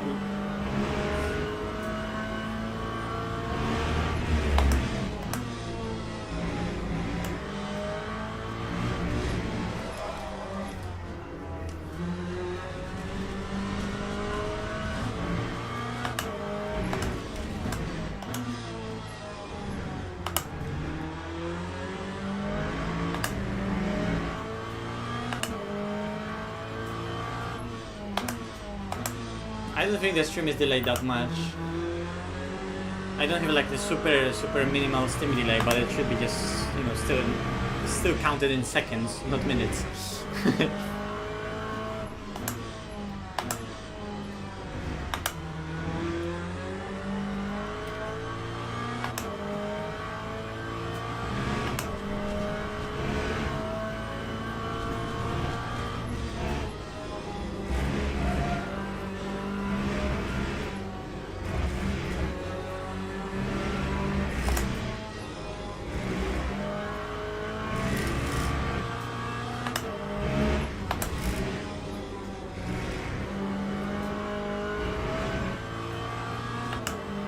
This race is so slow compared to previous ones. If I had like a Porsche race pace, I would win that race by like 40 seconds.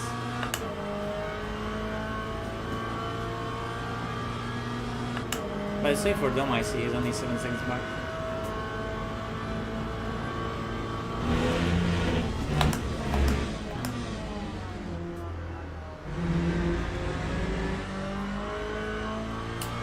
GG.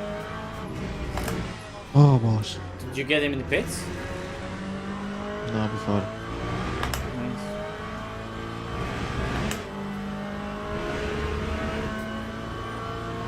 The DRTR is insane actually in this game. Yeah. When I get past, I feel like the car steering so much. It's Qatar as well. Just third sector is full aero. Yeah, I was driving too slow. After it, holy fuck.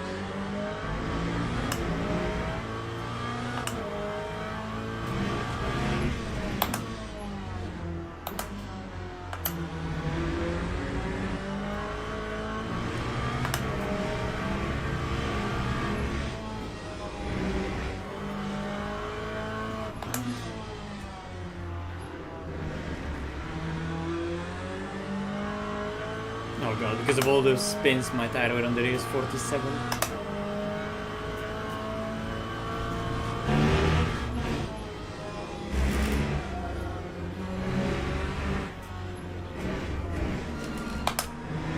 What is that line?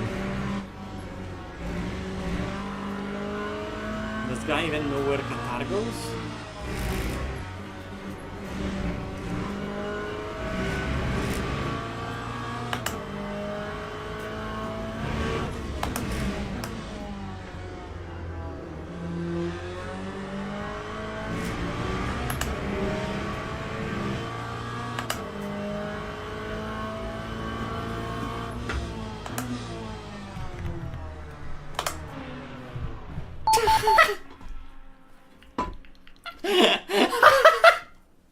That looked so funny from my POV. And the way that just parts flew around, like the car was made out of Lego, and it just disintegrated. What happens when I have 0% energy? I get a drive for running out of energy, because virtual energy is like a stint timer, right? It's just the amount of energy you can use for stint. So that's like exceeding stint timer. It's just exceeding the energy allowed for a stint. Because it's not like I'm running out of it, like it's virtual, like it doesn't exist, right? So it's just energy that you're allowed for stint, and you're exceeding it. You're not running out of anything, you're just exceeding the energy allowed for the stint. So obviously to count it, you have a virtual energy slider that goes down with fuel. But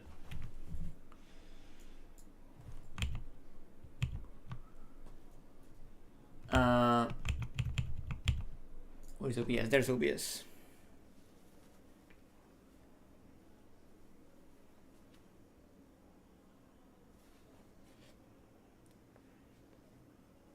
Freethinkers get called autistic nowadays.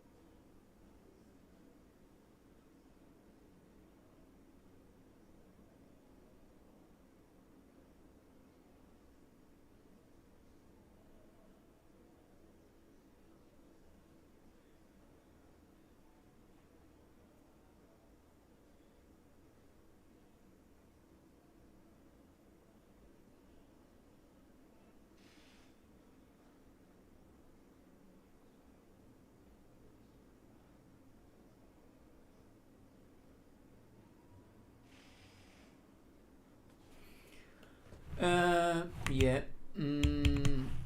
Let me witness in the replay what happened at the start.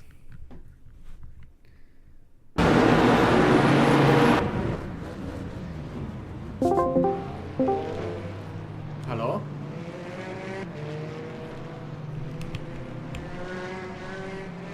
Why did they move us?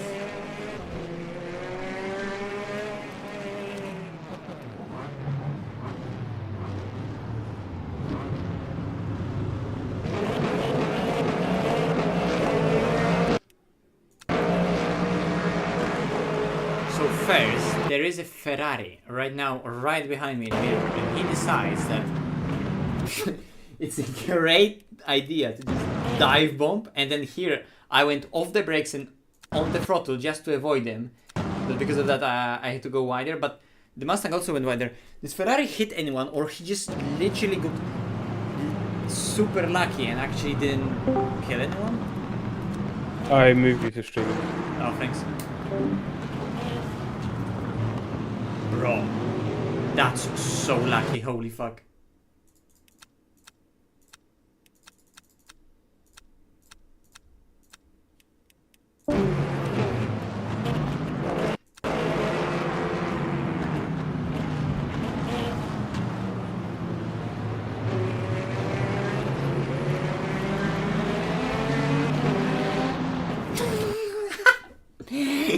Bro, what is blood doing? Like, this entire GT preview, there's two of us. He can see that on the Heli Corsa, and but he just completely annihilates us. Holy fuck. That Aston as well is like thinking, bro, I avoided all of that. I had such a good start, bonk. And he gets fully spun, like fully spun. Because I just go, he RTG'd. He just said fuck that and he went to the pits. Oh my god. No! Okay,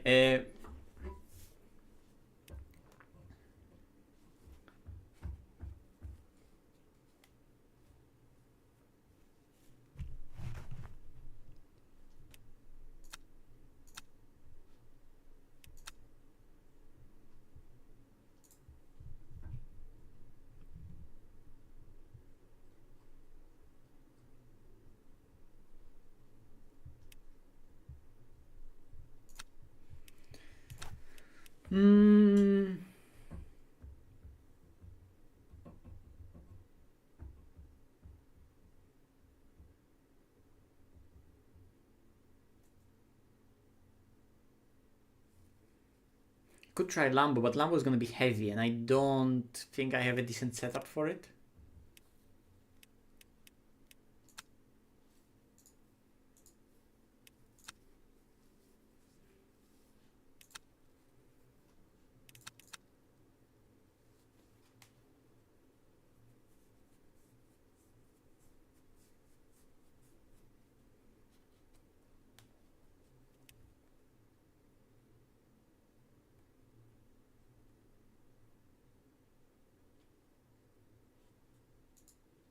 Mustang also could be fast, I just don't have a setup for it and I don't like how it drives particularly.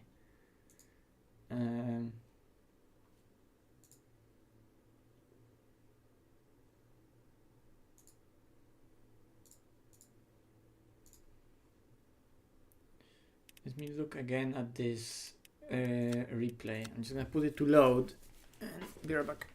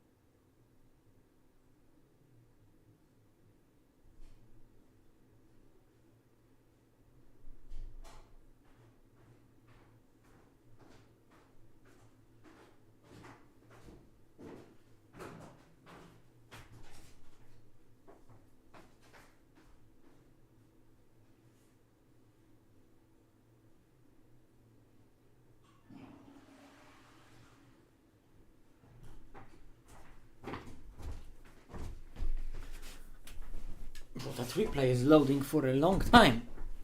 I come back and it's still loading.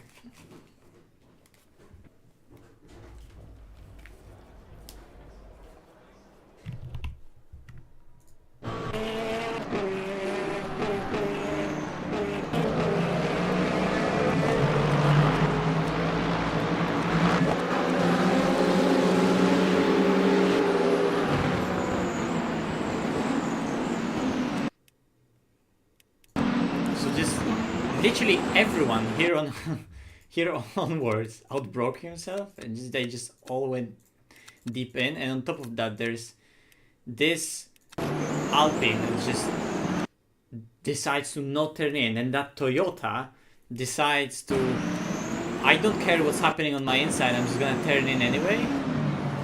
Oh, because that was the lagging Toyota. Okay, that was the lagging Toyota.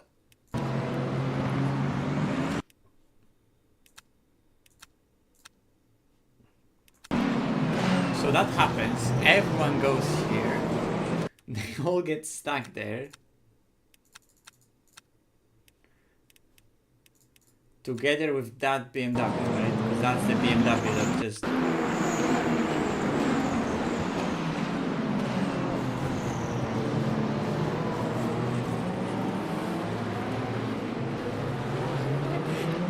Bro, why wouldn't you just press the brake? What's the Alpine doing? Why is the Alpine just driving back?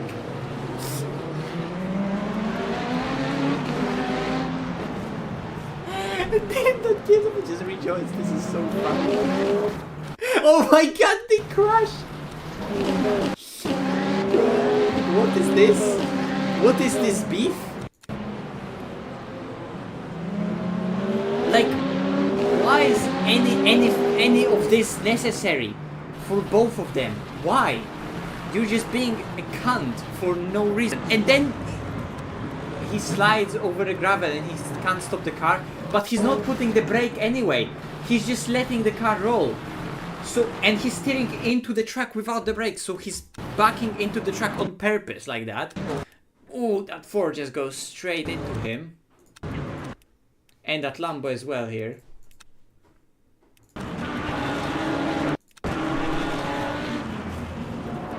Well, an absolute bellend.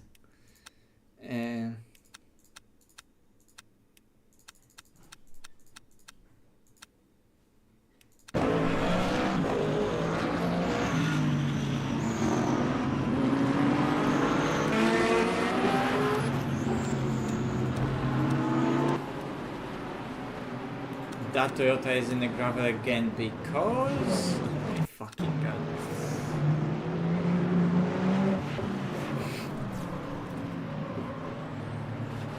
This race was just so much. It's just too much.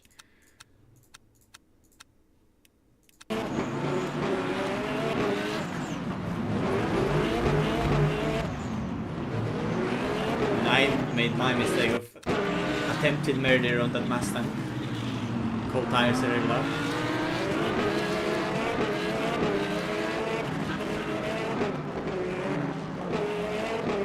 Okay, where was the Ferrari turn 1 thing? Because here I'm already on the Lexus ass. Was it already here? I think it was already here.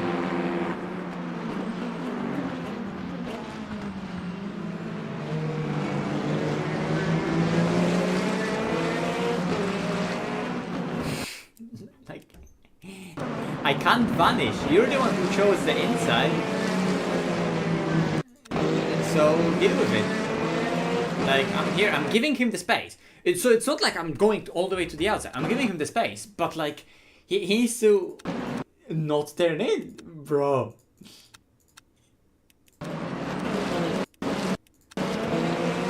He wants to like squeeze between two people and force me, like believe that I'm gonna accommodate his decision to go on the outside of two cars. Like, I'm not gonna slow down, mate. And that's my problem. People who do decision like that, they have platinum free safety rating. That shouldn't be possible. That should not be a thing. They should not be allowed to have incidents like that and just easily have platinum safety rating. And you can see that everyone in the lobby, apart from a few people, they just have platinum, platinum, platinum, platinum.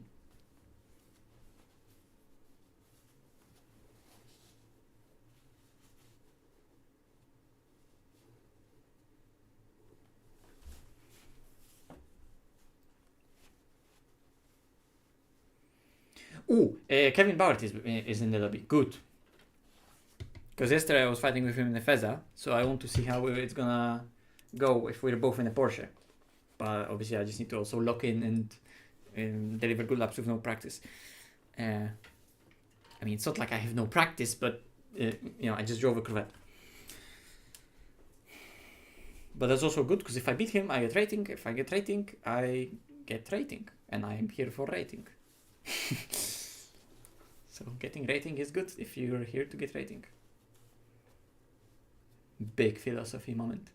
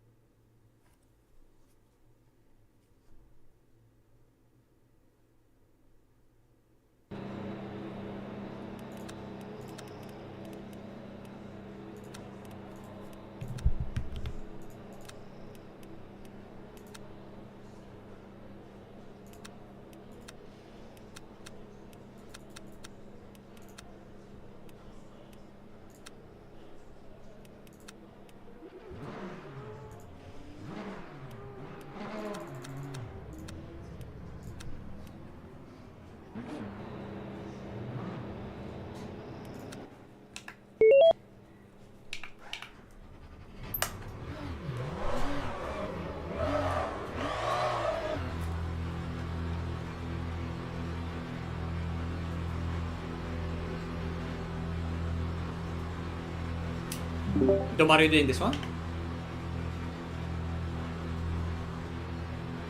Maybe he left.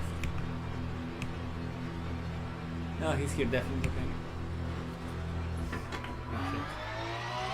Oh, I'm so dead. Oh, are you doing this one or not? No. No. Yeah, I'm doing this one. Has to be done. I need to offset yesterday's rating loss. Excuse me, what the fuck? What was that track limit for?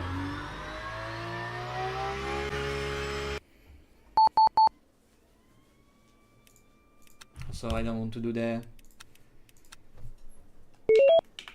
same mistake.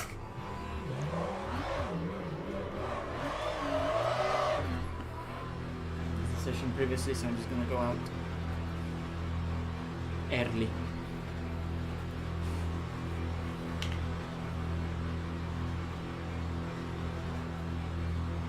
The game is really strict on when it already wants you to have headlights on. Like, it wants you to have headlights on at 3 PM in this race. It's weird.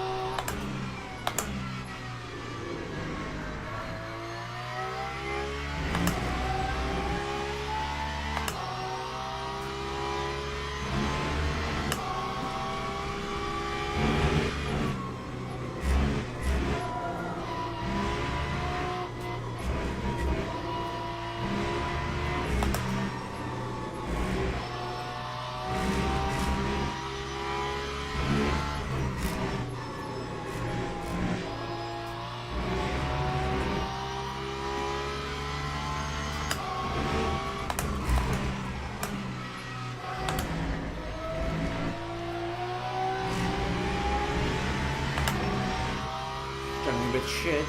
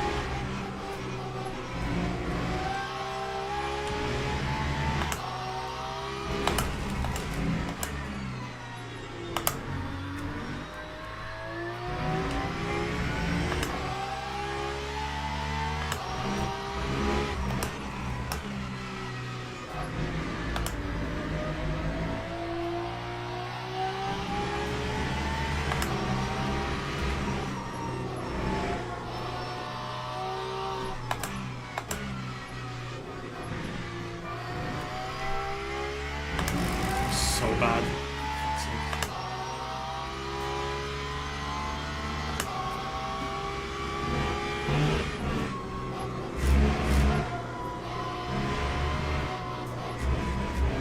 No.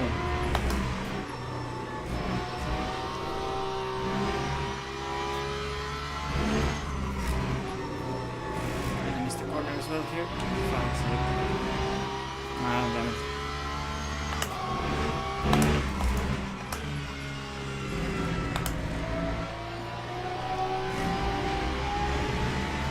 So much time there. I mean, I should be able to do a 55, but then I just didn't. He's gonna qualify me easily.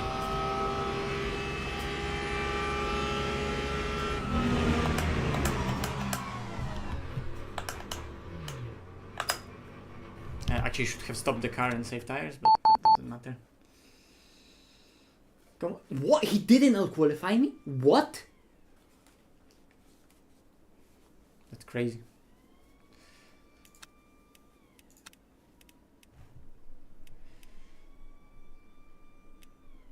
ER.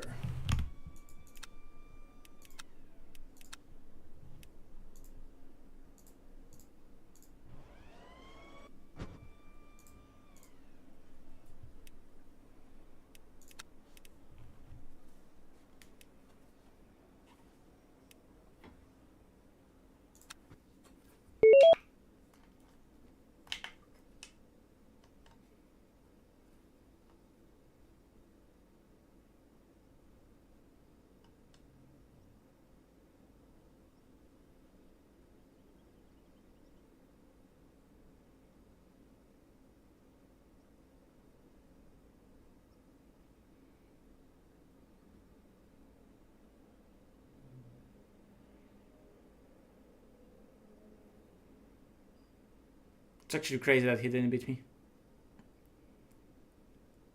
Because he did the lap, like it was counted. So it's not like he invalidated as well. Crazy.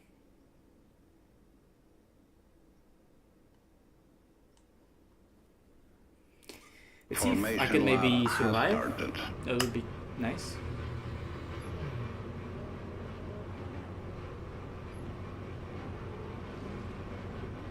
I didn't change fuel. Like, didn't change the fuel ratio, so my car is heavy as fuck.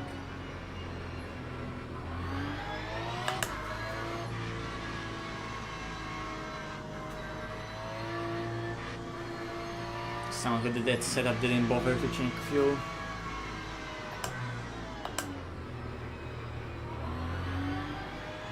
So I'm just handicapped by 10 kilos.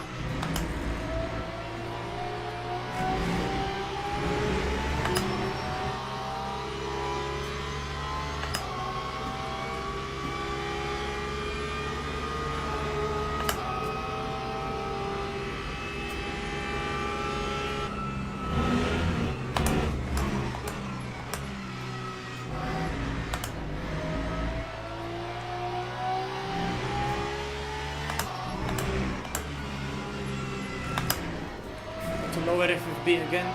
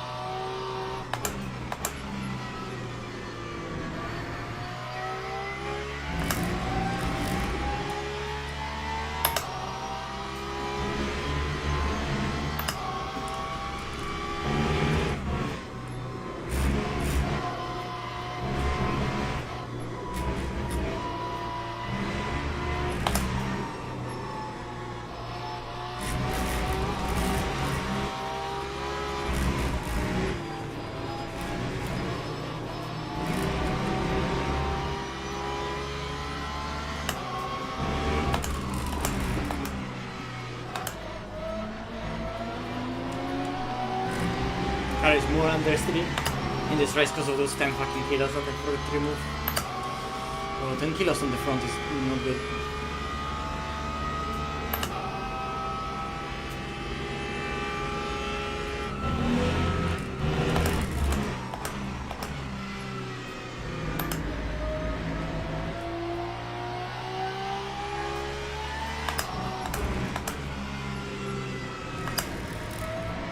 And the heavy FFB is killing me actually. It's fine in the first race, but now I got a bit tired, and the big FFB is not nice.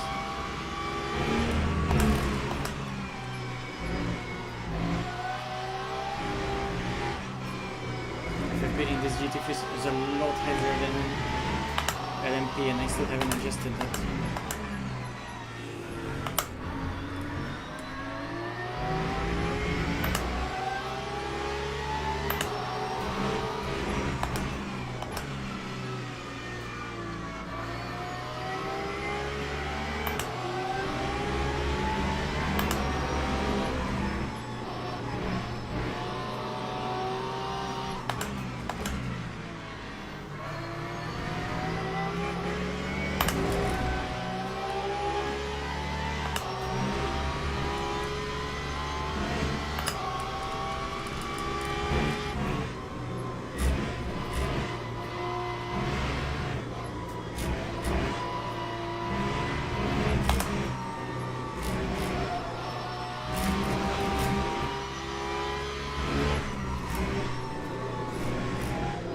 thing, you got killed by a hyper now.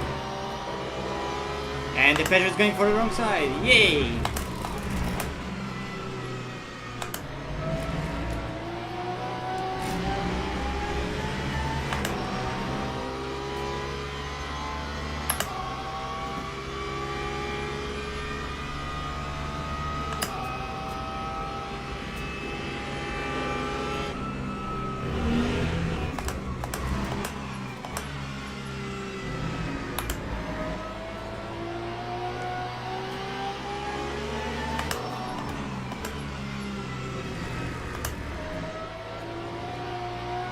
Today's episode, a hypercar drives off the racetrack to save time.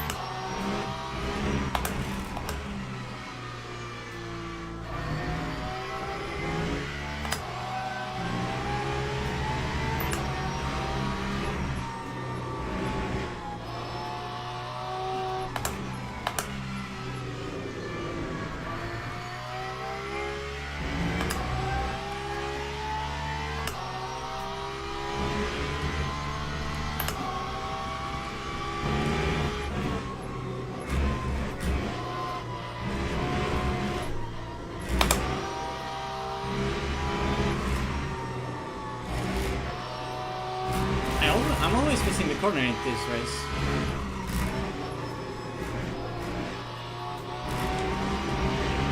Maybe it's just the weight on the front.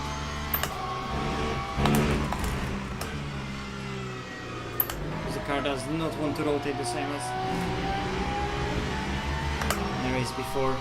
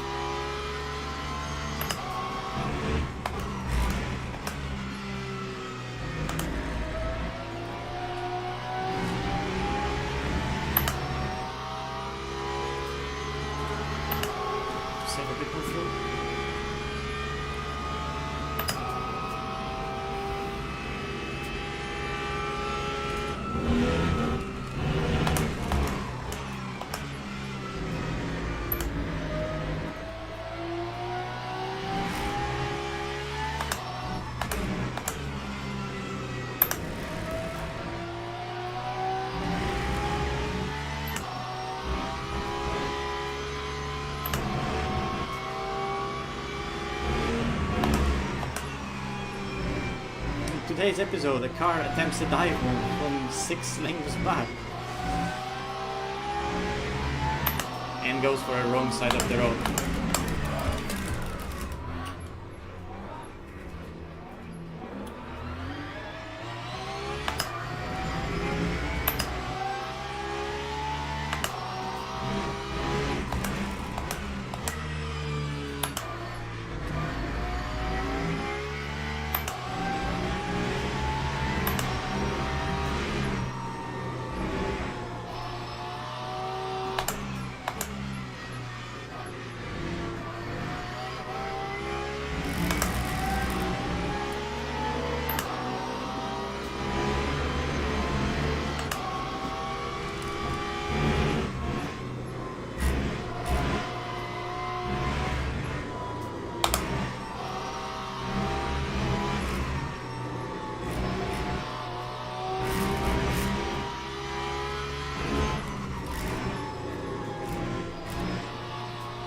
Oh, hey, no, there is a reason why he's P20, right?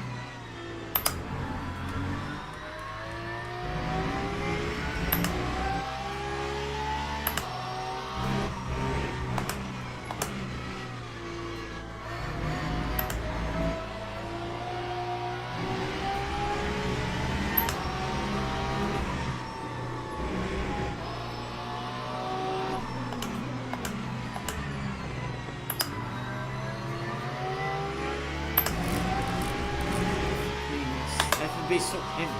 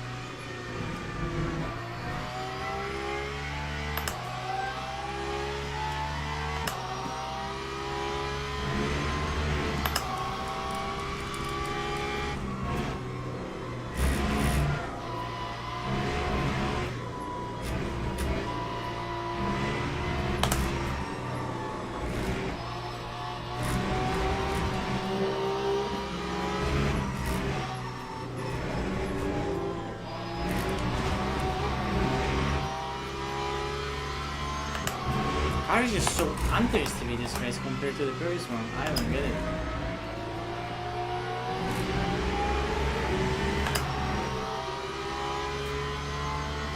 It's just the fuel difference that's crazy.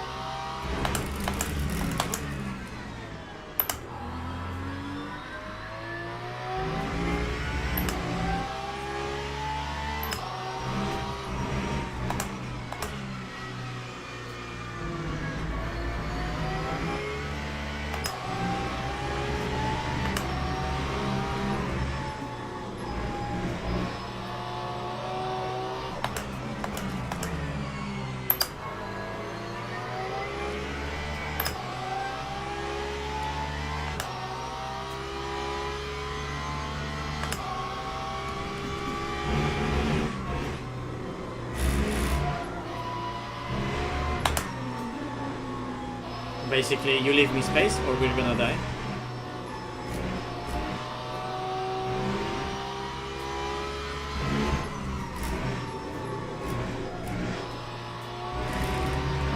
P16, classic.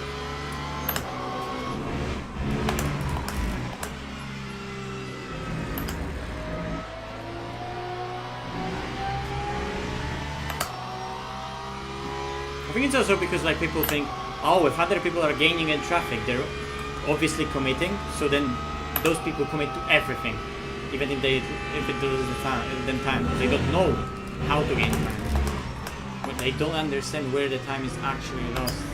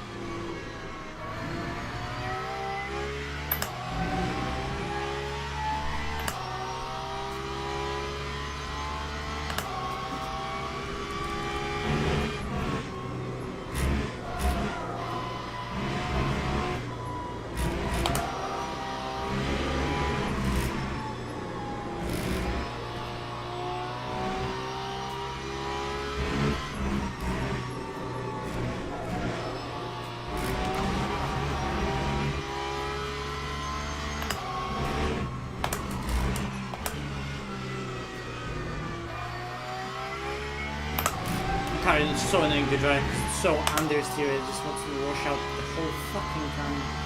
And the front feels heavy due to this additional weight. Like I've got 5 laps of energy, 8 laps of fuel.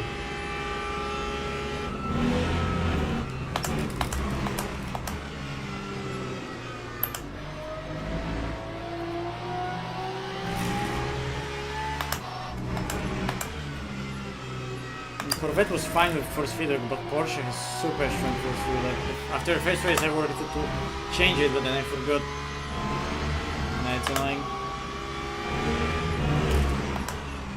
After 3-hour races, I'm more tired.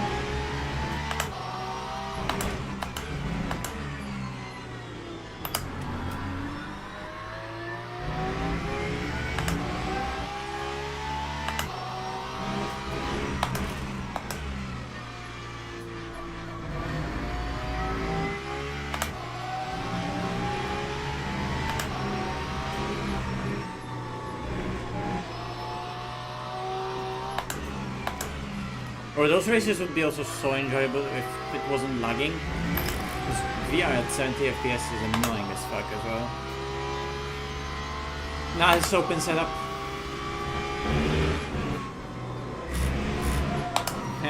Hypercar attempts something and loses control in the mirror. Another classic.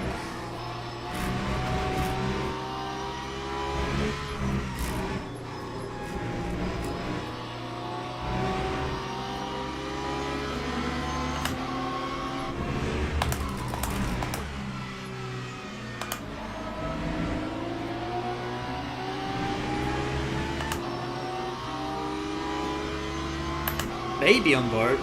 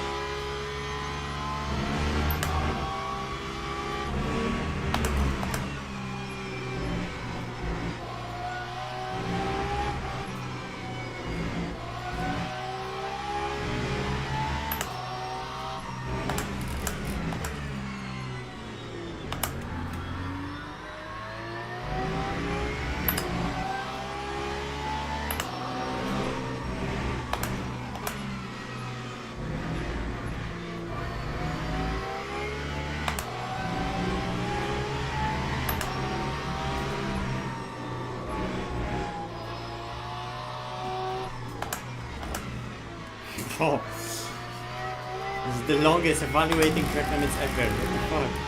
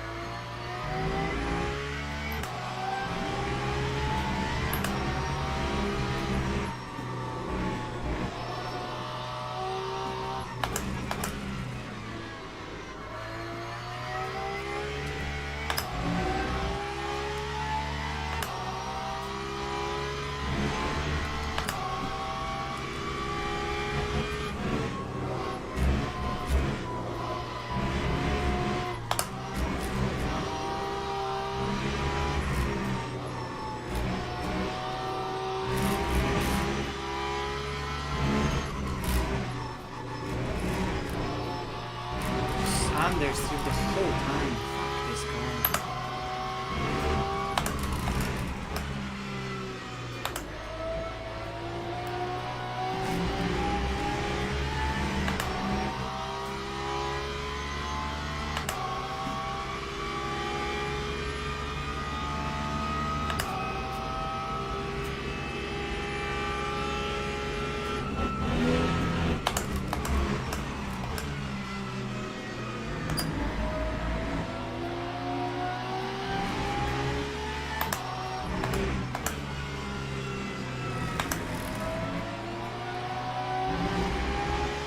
Crazy how different this is to the other Ryzen.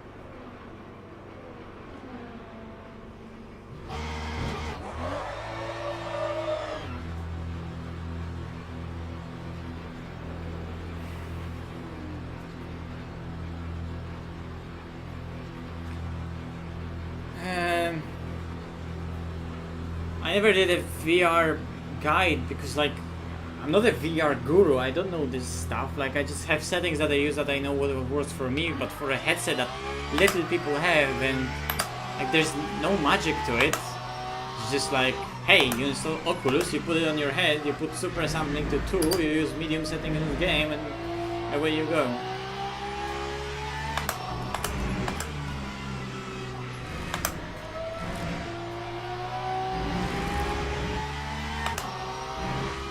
It's not a quest. You don't have to go into some crazy headset setup thingies. Just plug it in and it works.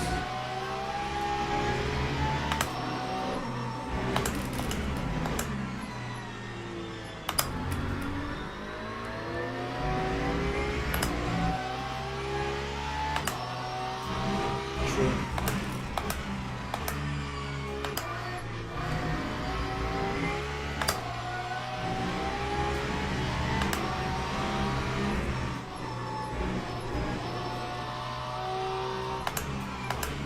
I should probably make something VR related video wise. You're right. I'm just a lazy fucker.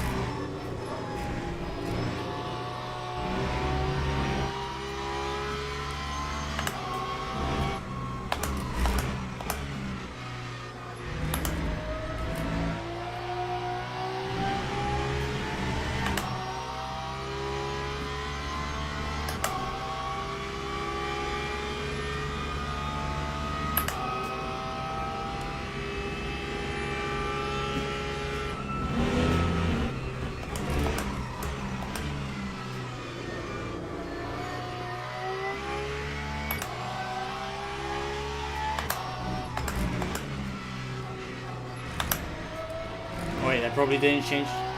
Yeah, I didn't change fuel ratio in here either, so. Doesn't matter.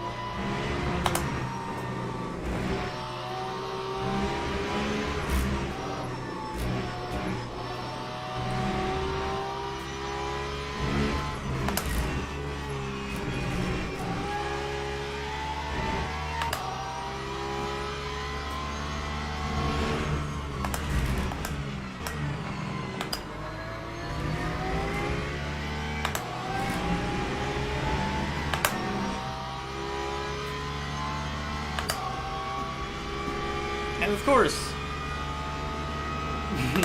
The game was telling me you need to refuel 10%? 10% more you need to refuel. What the fuck?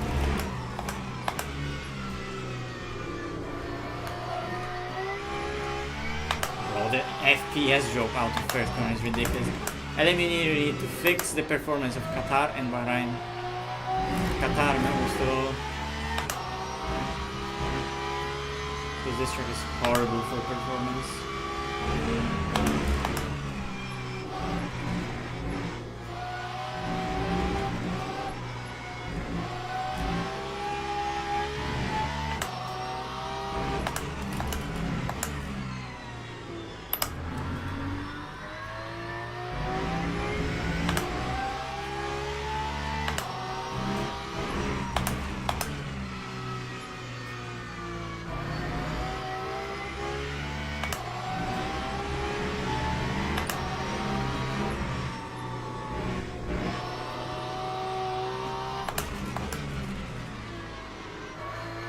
Kevin actually got lapped.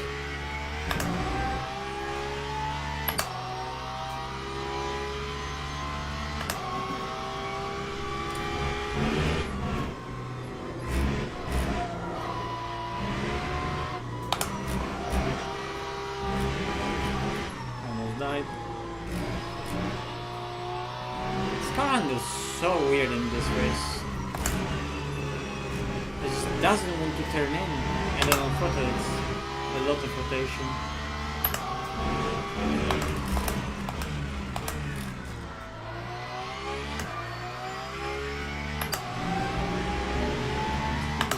It's coming.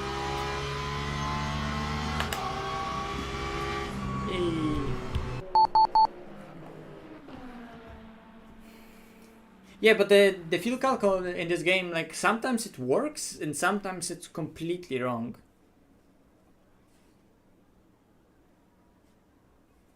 The in-game calculator is really annoying because it's like, it's maths. Like, why do I have to do maths myself if there's stuff in game that can do math for me? It's also, I hate that it tells you time. That like what do you mean I have this amount of time of fuel? Like, just give me laps. Just tell me when, like, what's the length that I need to go for? And tell me how much laps I have. If it's already calculating, I don't need time because the time is inaccurate anyway. Because it's like, well, I have either 22 or 23 minutes of fuel. Okay, I don't give a fuck because it's rounded up clearly in some way, and I need to know it down to seconds. And then it tells you like maybe 23.1 minutes. I don't know what's a 0.1 of a minute. I mean, I know what's a 0.1 of a minute, but not everyone on the fly can be like, oh, 0.1 of a minute, okay. But like then the lap time you see in seconds.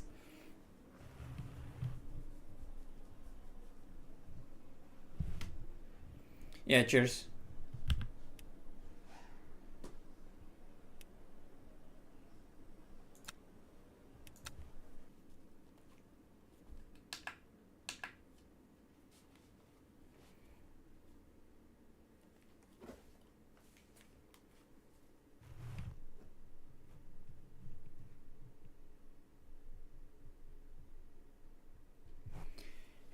Is it? I mean, if it's already calculating it, then why is it giving me time? Like, if it's already calculating that it's 2.1 minutes, like, why aren't you gonna say 2 minutes 6 seconds? It's already there, so make it simpler, right? It's maths. It's maths, so it's clearly calculating it in some way. If I can in my head calculate it more accurately, then a game that has all the variables, because the game knows where am I, how long is gonna be my pit stop, how long is gonna be leader's pit stops, where's the leader, if it's gonna overtake me, if it's not gonna overtake me. It know all this stuff, but the margins that it's using are dumb and they vary so much track to track. So like, just write an algorithm that takes all of it to account properly and gives you a proper number. And also, like, I don't want it to. I want it to give me a margin of error of few seconds, sure, but like, give me a margin of error that is like safe margin of error, but it's not the margin of error that fucks people up in pit stops. Because the thing is that they make it so the fuel calculation is made with a like margin of error, and fuel calculations are fucked, but then the race length is made by extremely simplistic calculations, so it's calculating with a margin of error for race length that's not even accurate, because the race length sometimes varies that it actually is a lap longer than the game predicts, because the game doesn't take into account that the pit stop that you're about to take isn't a full pit stop, it's a short pit stop. But like, the game knows that, because the game clearly knows what people have set up in the pit stop.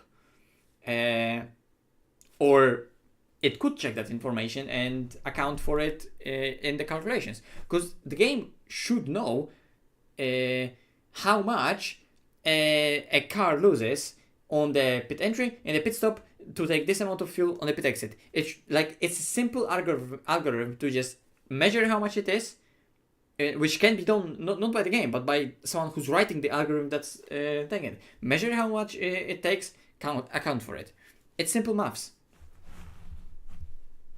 You just need to write an appropriate algorithm for it.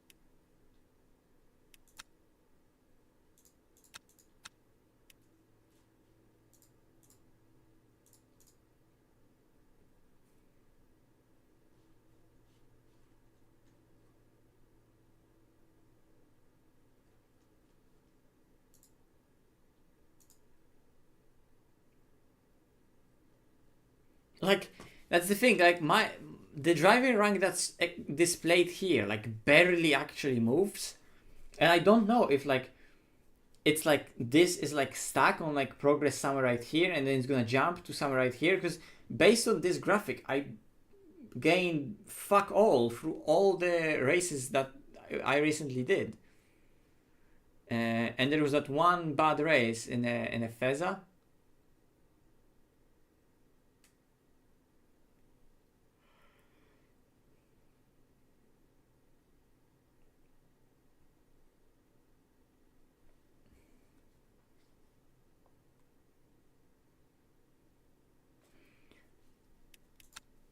Yeah, and or even just a number like in the profile. Like, it's not nice that it's a bar, but like it's a bar in terms of in percentage of how far into the silver free in percentage I am. I would like to know how far into that bar I am, but it doesn't tell me.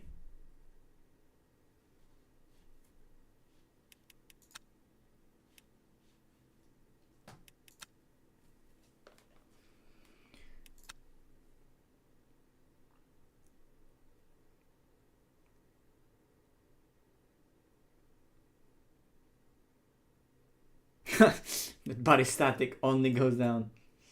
I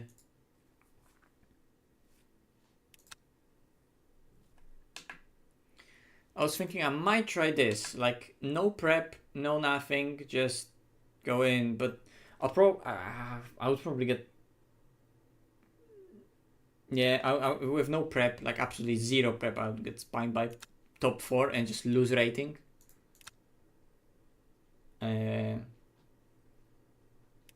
So I don't want to do that because I would just lose rating.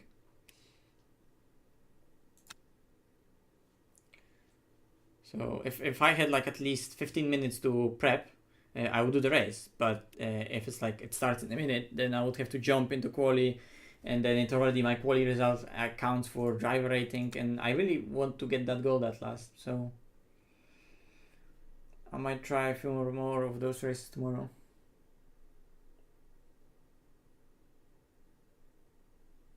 Oh really? Okay, let me just sign up for a race and and restart the game.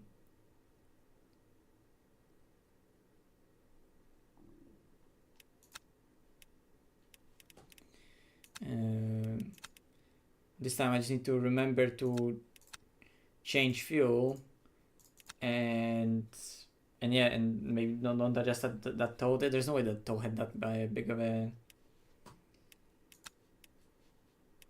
an effect.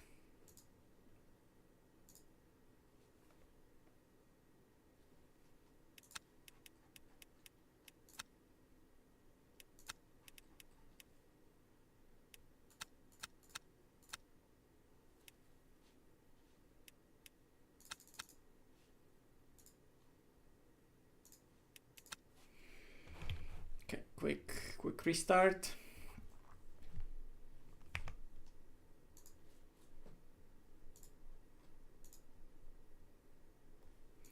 And I need to remember to adjust the setup in terms of the fuel, and remember to adjust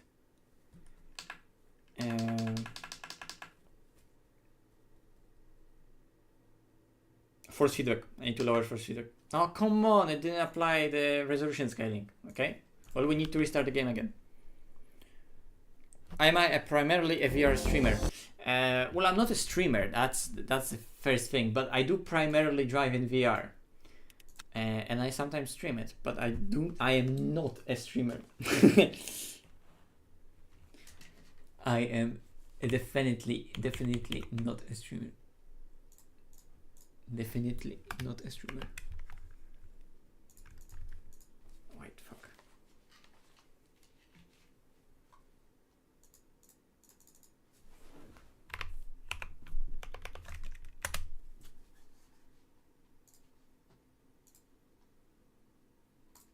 But yeah, I do drive in VR basically always, unless something doesn't support VR, then I don't drive it in VR. But then I also rarely drive it, right?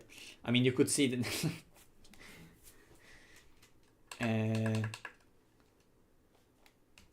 that all of my streams on the channel are basically VR, apart from maybe like there's a couple of streams maybe that you can count that are on the stream that are on the channel and are not VR. Literally not even more than a handful.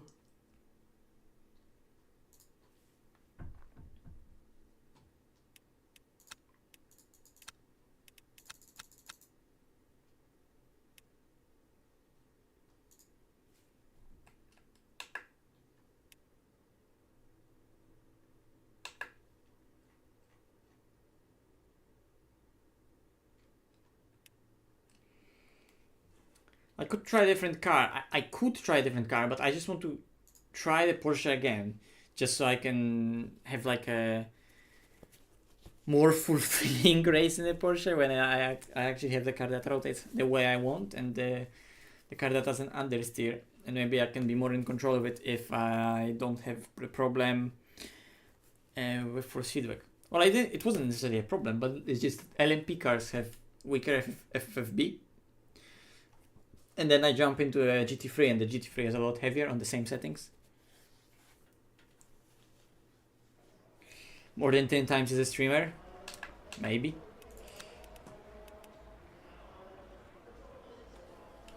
What the fuck? That sky is so weird. Oh wait, that's not the sky. Never mind. That's like... Okay. That's not a sky. That's just concrete.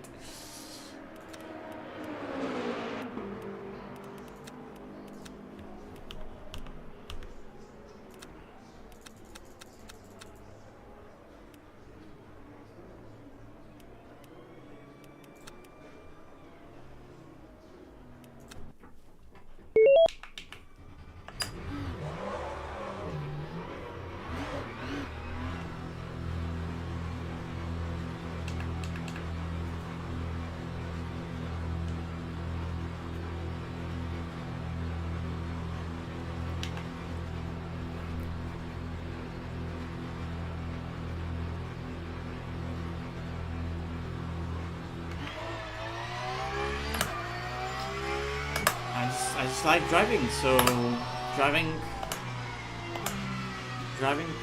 fast is enjoyable for me. So if in my head I always want to be better and I want to strive to be the best driver, then I'm just gonna be really fast. Because like, you see, there are people who are like just really good no matter what they do, and it's the same with sim racing for them, that they're just like, oh, I tried sim racing, I got good at it, but then they can be like good at anything. That's what I find. And then with me, I find like I'm extremely fucking shit and average with everything else, but there's just one thing that just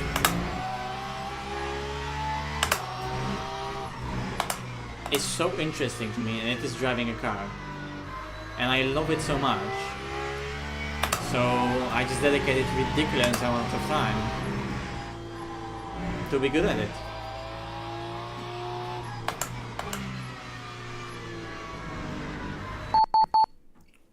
Whenever I feel like I'm connected to the car and I'm extracting the most performance out of it, that's when I'm happy.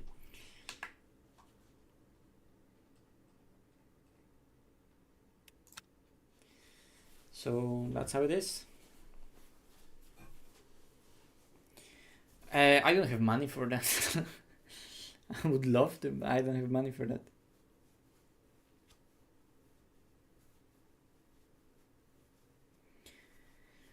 But like we touched on it earlier with just the like it's all about the mindset you take when you approach things like that. Like you have to be dedicated but also open-minded, understand what's simple, understand what's difficult. Don't be tunnel visioned by certain theories. Just develop your own techniques.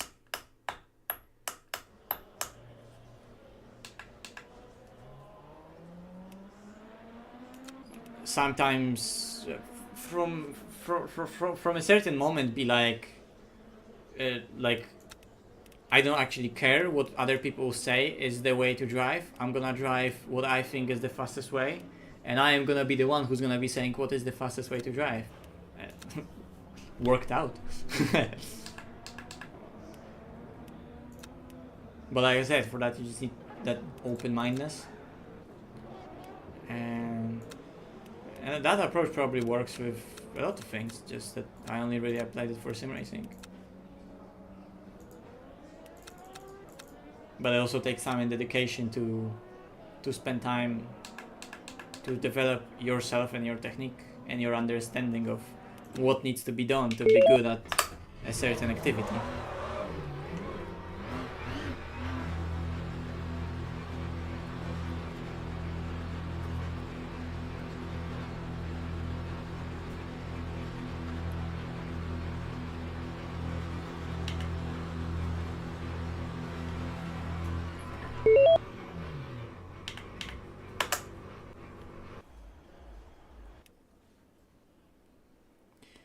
Good evening. Good evening indeed. Yeah, I mean, the time always is a constraint, you know, like, it's not like it wasn't at the beginning for me, but at some point I was like, hey, I can get good at it, and like, if I can get so good at it that I can start making money off of it, and then I can try and look into also finding business around it, right?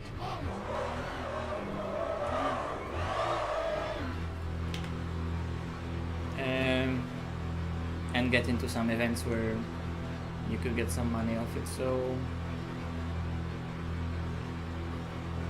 but it's a gamble, you know, because at some point I had to abandon other stuff to make my life be about sim racing. But it is a big gamble. Not everyone can afford that, and a lot of people straight just can't.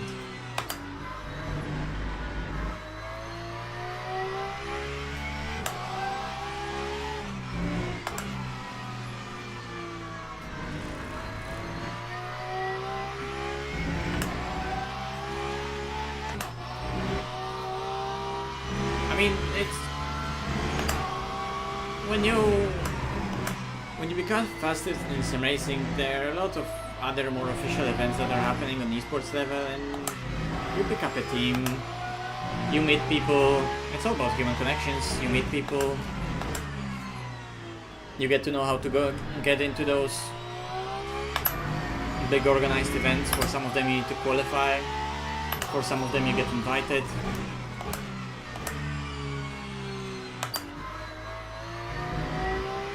Other people pay you to represent their team. There's other businesses that you can do in sim racing, and people are pursuing that because as an industry, sim racing is growing and there are opportunities.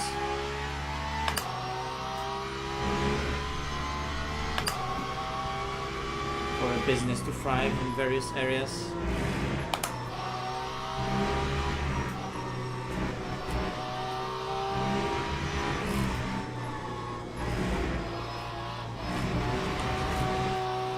Streaming, YouTube, coaching, setups, managing communities, software development,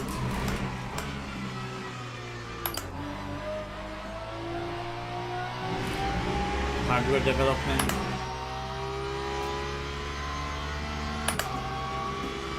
Okay, time to quali. And maybe not invalidate this time around.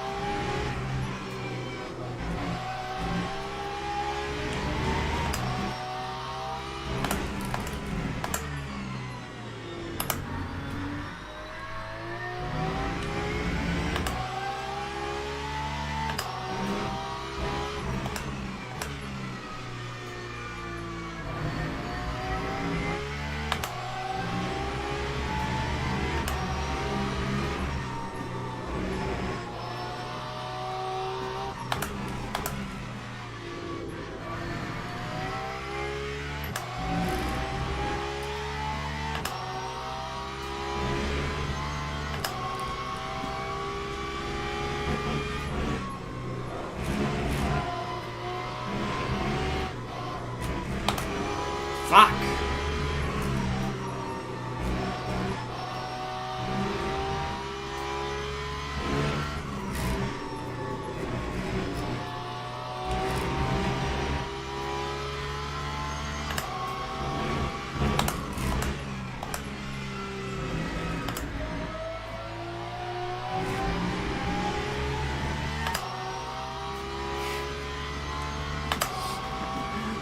Why am I P2 with only one lap? Why am I P2 with only one lap?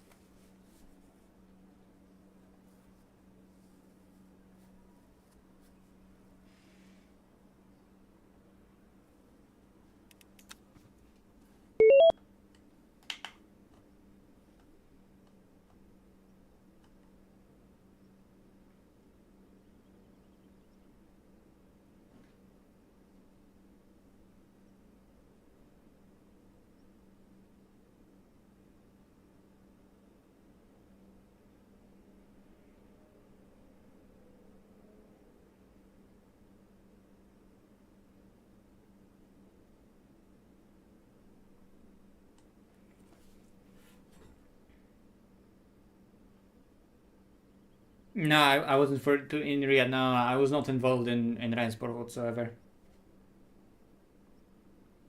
Yeah, I mean, Formation lab has started. the quali was closed, but it was closed because I invalidated my laps that were 2 seconds faster. So that's the only reason why quali was fast.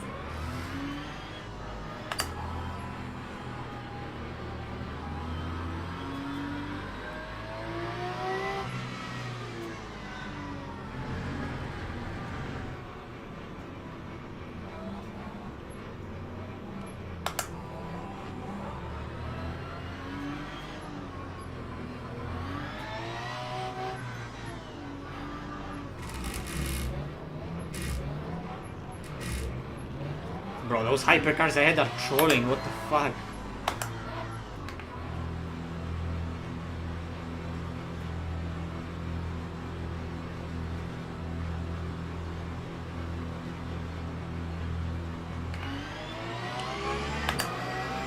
And someone behind got the driver because of that. They're probably pissed. Hello.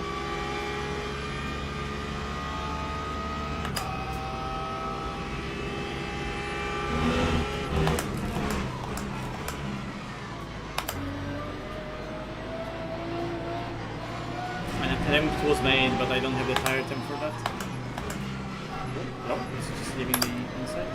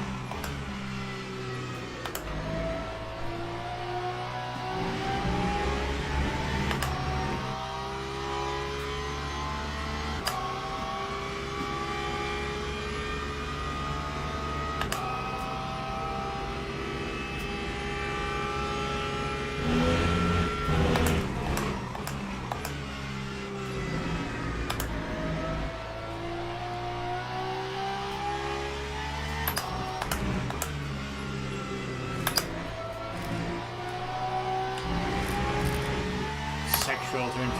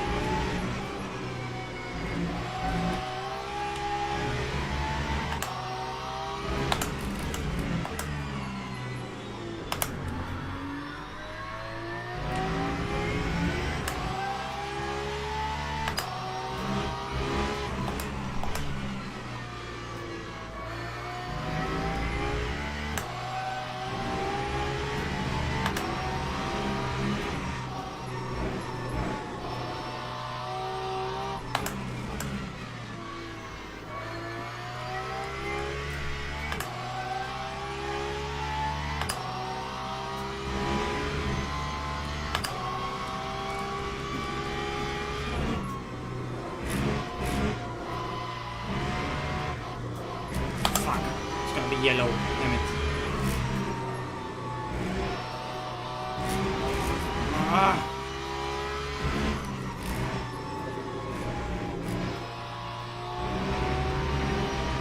Like a really fast slot. Okay, one more attempt and then fuel saving.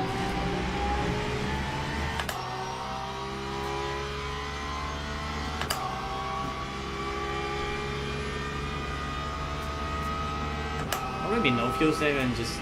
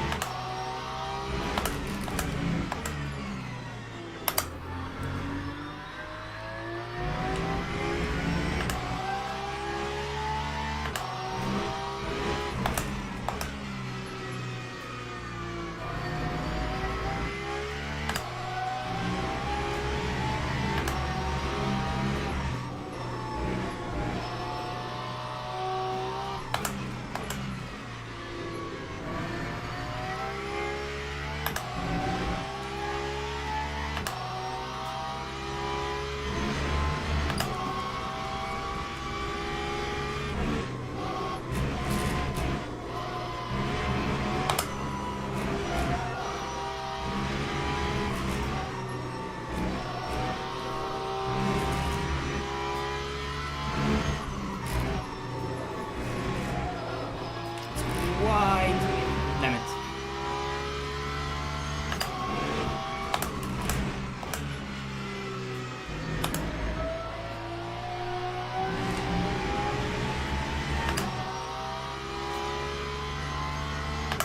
I mean, the previous lap would be like 2 times faster.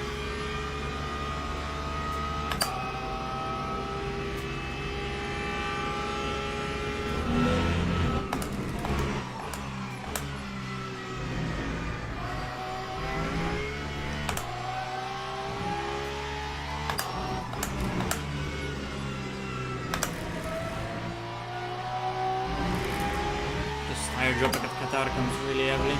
Plus we have poly tires, so yeah, like lefts are already deep into 80s.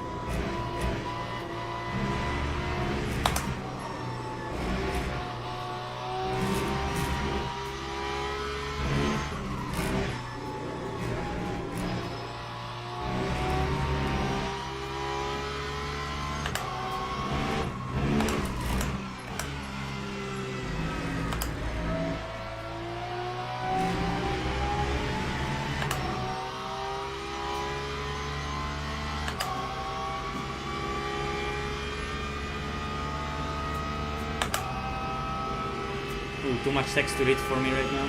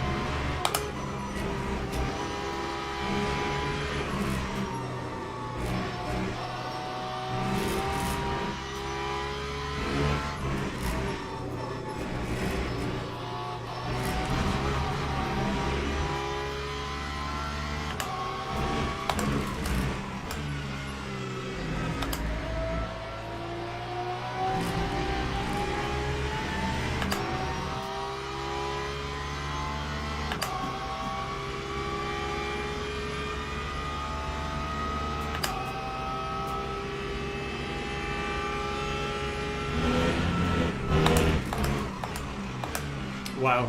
Wow. Wow.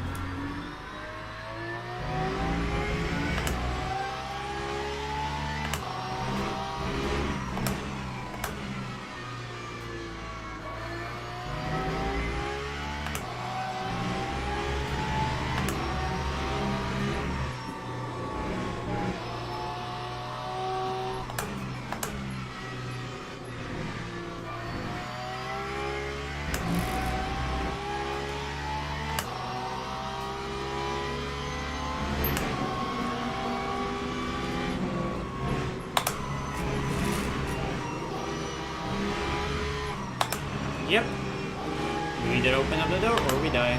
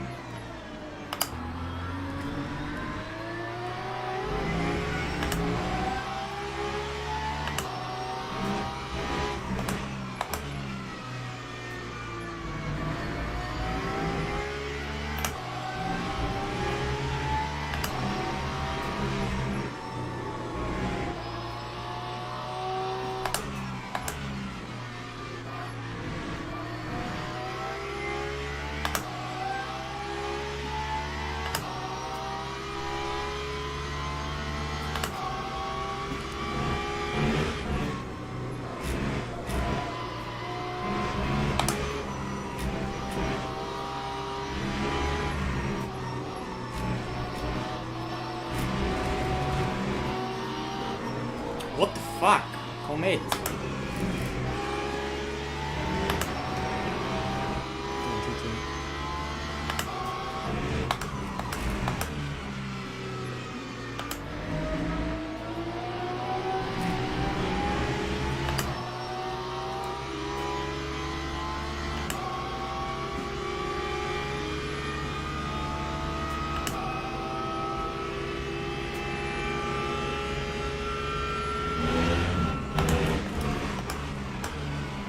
Hey, let me let you go and then outbreak myself. Fuck's sake, I hate that.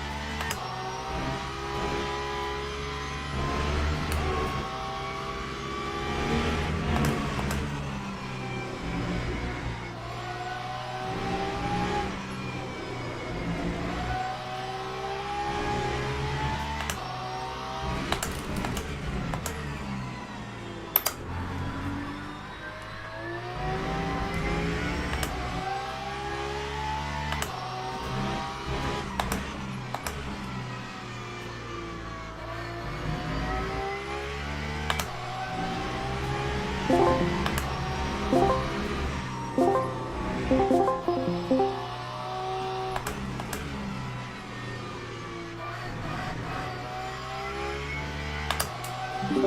in the middle of the race.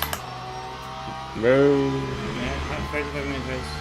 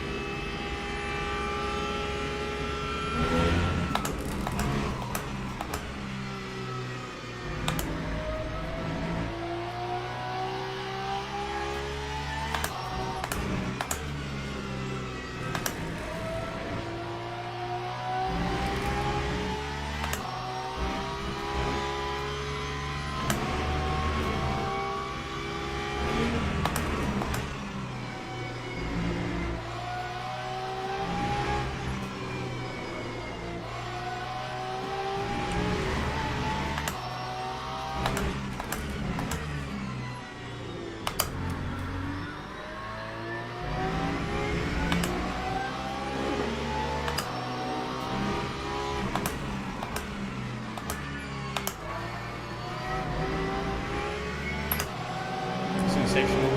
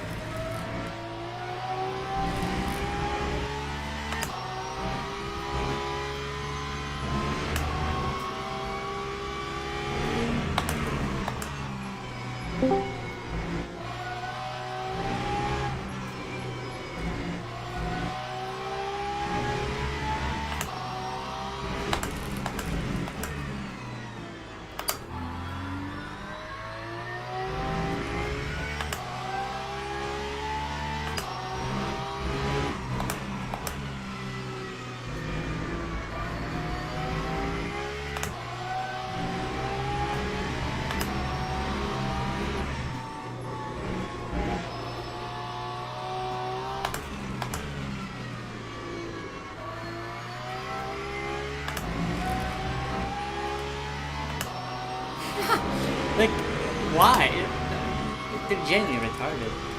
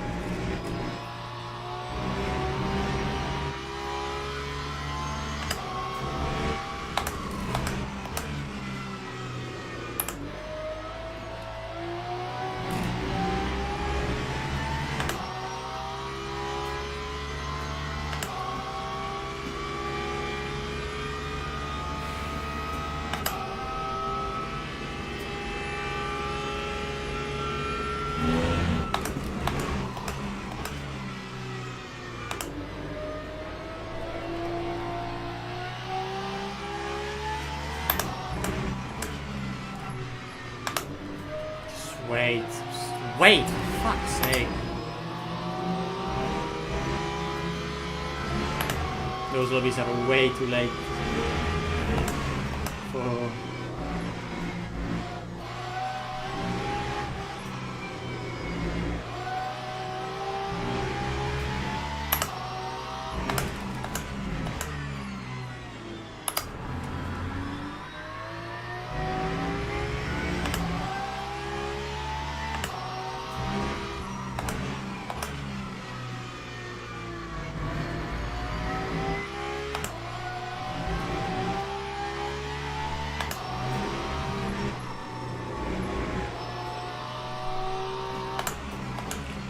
Three more laps.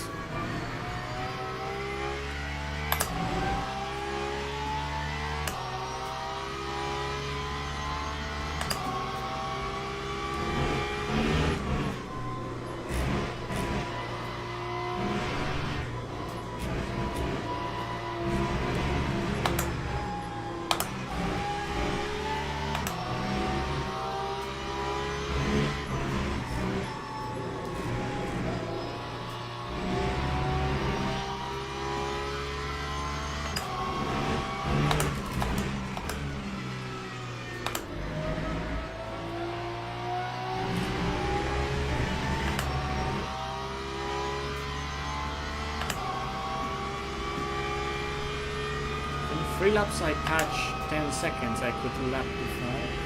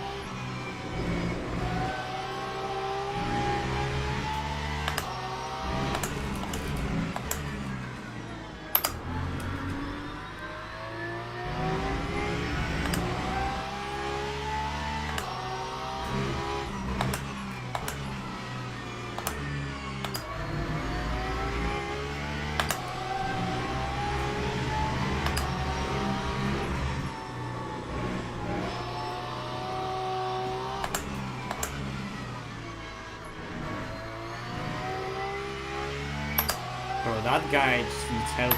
I think I'm lapping him 3rd time.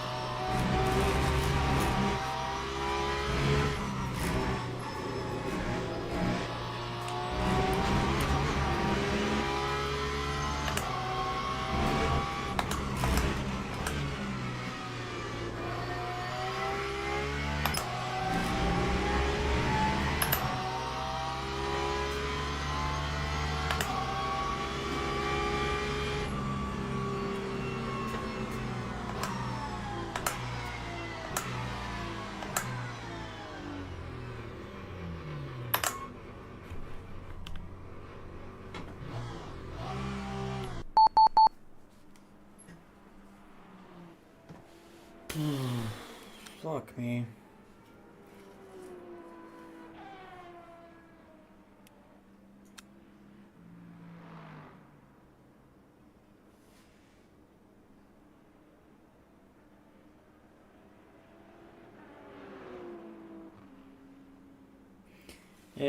Yeah, the monitor is probably better for competitive sim racing, but I don't care. I like VR, so I use it. And that's that. I just like VR, so I use it. There's literally nothing more to it.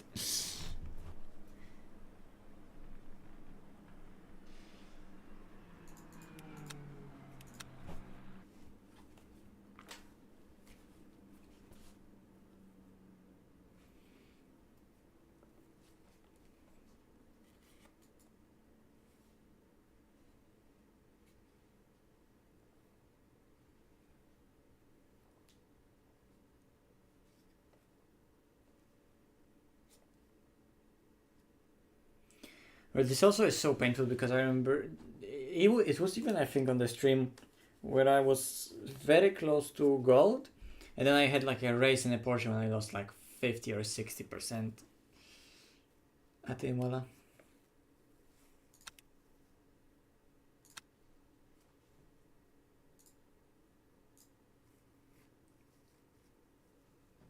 Bro, that bar barely moves. So if it went from here to like here, maybe we need more like 2 more like streams like that, fuck's sake.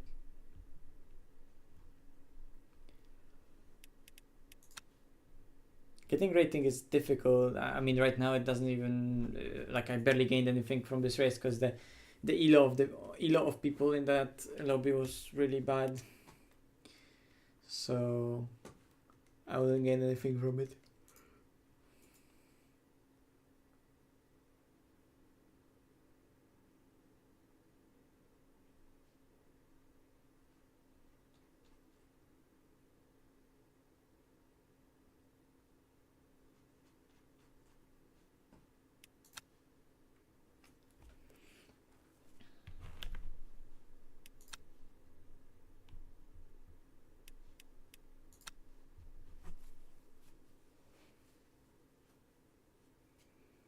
I mean, like this week, there's nothing else that excites me apart from the. I mean, I could race Bahrain. I think in actually I am gonna race Bahrain maybe. Rather than Qatar on the other stream if I'm gonna do it in the first place. Because we did enough of that Qatar, I think. Why did I click this?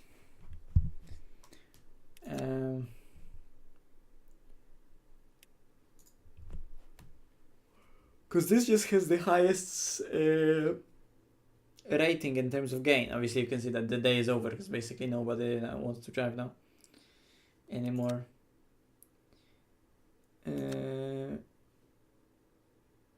Okay.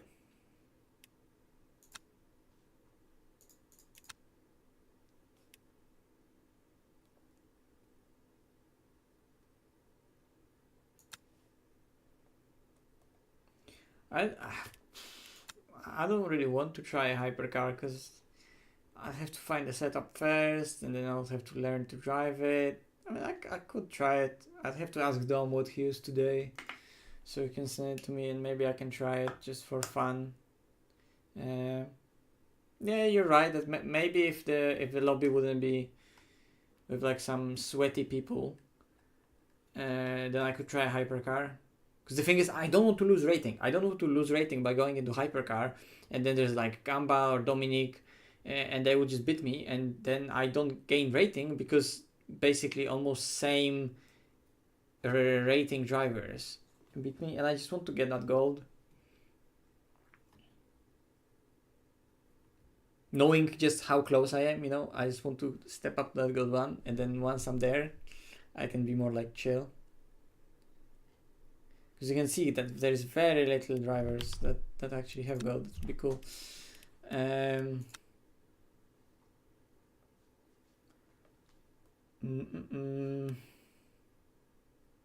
Oh yeah, I know what I want to check. So on other streams, I could try that hypercar at Qatar.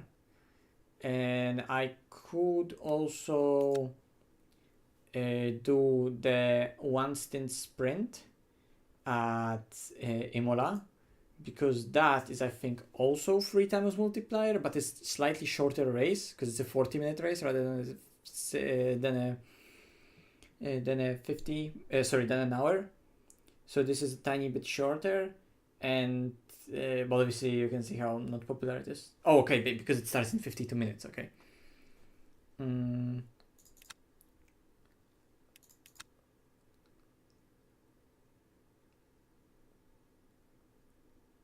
I see Aston Martin is the car to be in, but also Porsche, I know it's decently fast at Imola. Corvette is also gonna be good. Lexus should be good here as well. Ford should be good here as well. There's quite a few cars, but Porsche is decent, Corvette is decent, Aston is decent. I wonder if people are also choosing Aston because it's like 2 times fuel. No, I think all the cars can easily do 40 minutes.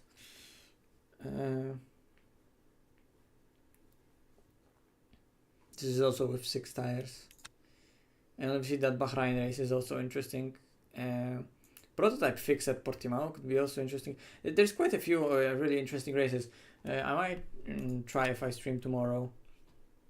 Try some other stuff, because yeah, I think I had enough of that Qatar in a GT3. We did enough, and there's other races where I can also gain rating. So yeah, up until then, because fuck me, I'm so tired.